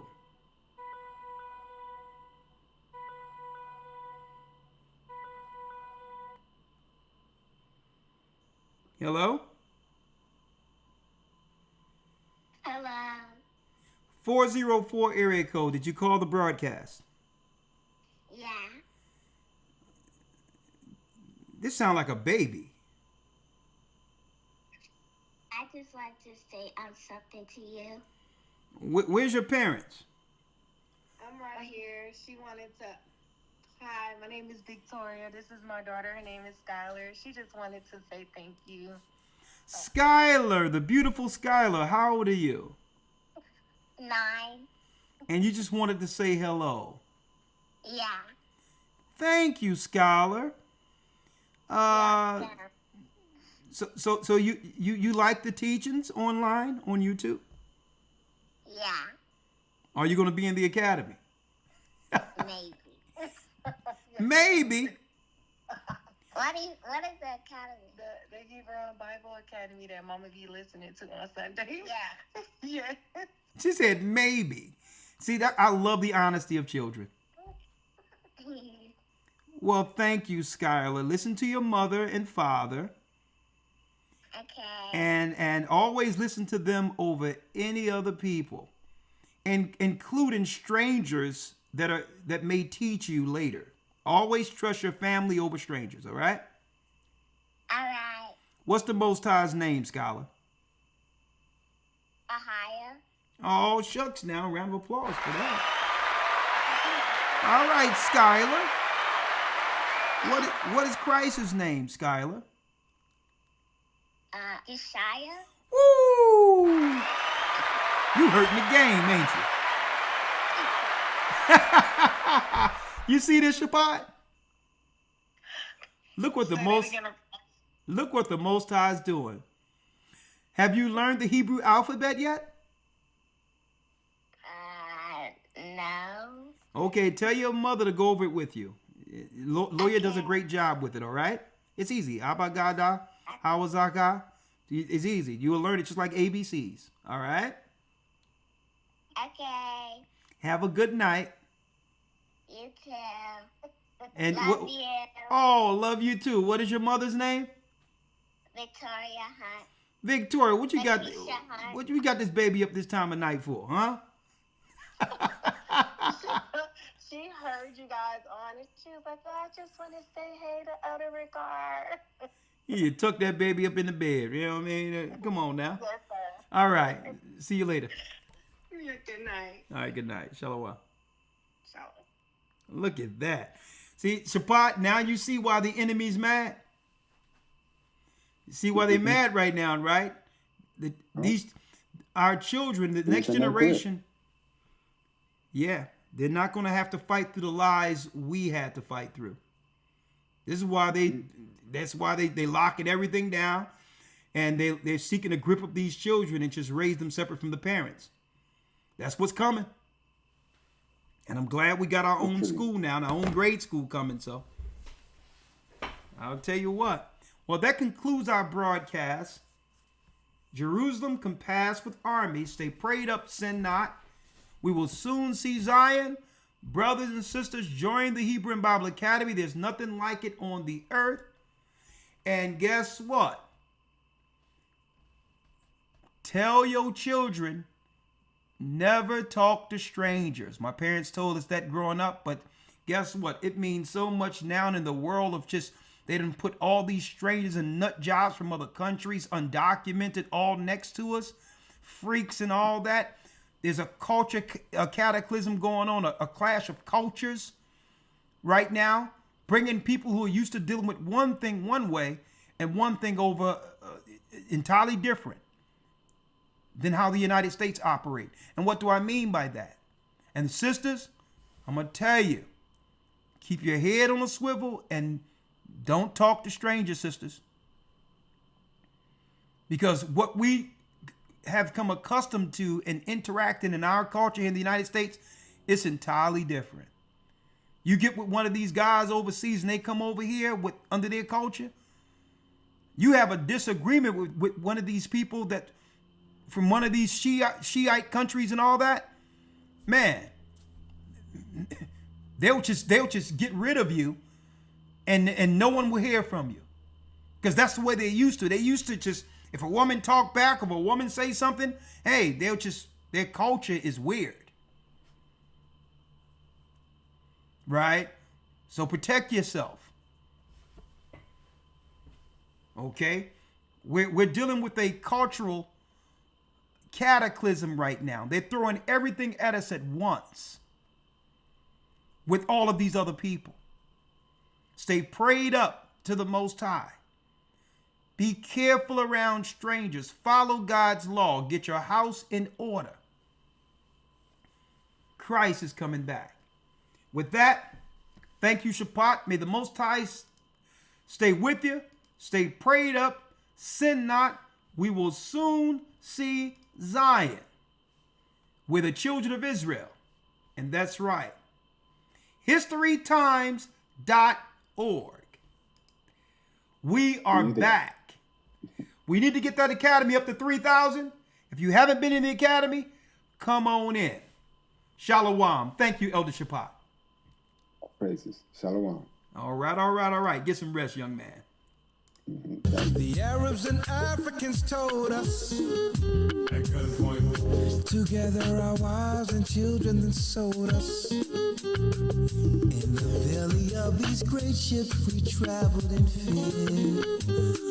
By the rivers of Babylon we found our brothers here. Gather us in Colombia, Reuben from Australia, Issachar, the Mexicans, Ohio's gathering Israel, the Negroes, Benjamin, the West Indians, Levi, the Haitians, Ohio's gathering Israel.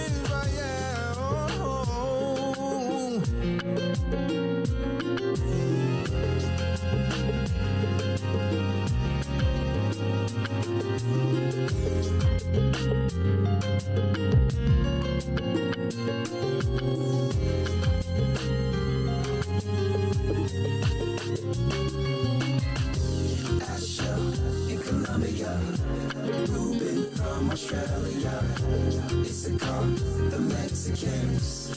That's who we be. We be Judah, the Negroes, Benjamin, the West Indians, Levi, the Haitians, Manasseh, the Cubans, Ephraim from Puerto Rico, Naphtali from the Isles of Hawaii. The Lord is calling back Israel. Zebulun from Panama, Gad, the North American Indians, Simeon, the Dominicans. Our highest gathering Israel.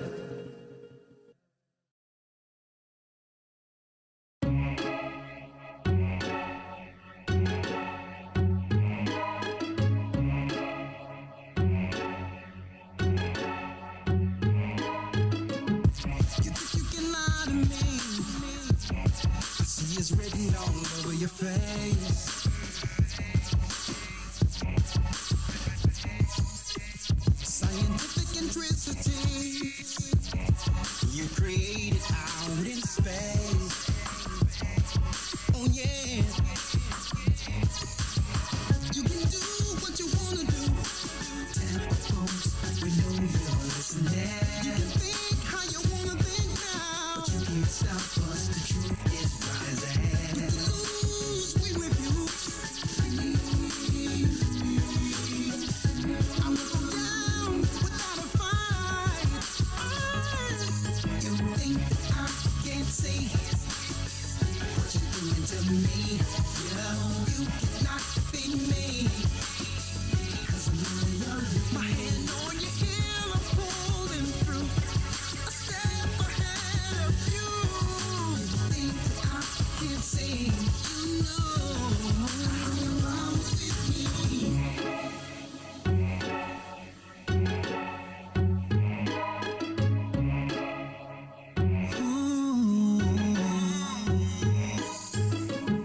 You think you're controlling me? You thought that I would stay your slave? Ain't no strings on me. Oh no, controlling us with your frequencies, making it so hard to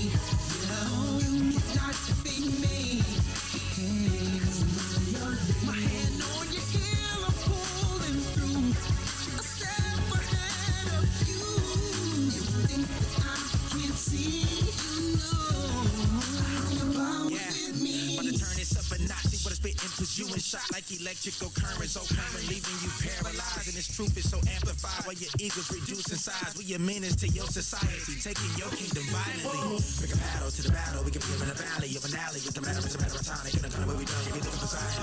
I run a race until I finish, a higher power giving me the ability. Chosen people with no other mystery, we won't be stopped. You think I can't see, hey, what you doing to me? You cannot defeat me. My hand on your heel, I'm pulling through. A step ahead of you. You think that I can't see? You know I was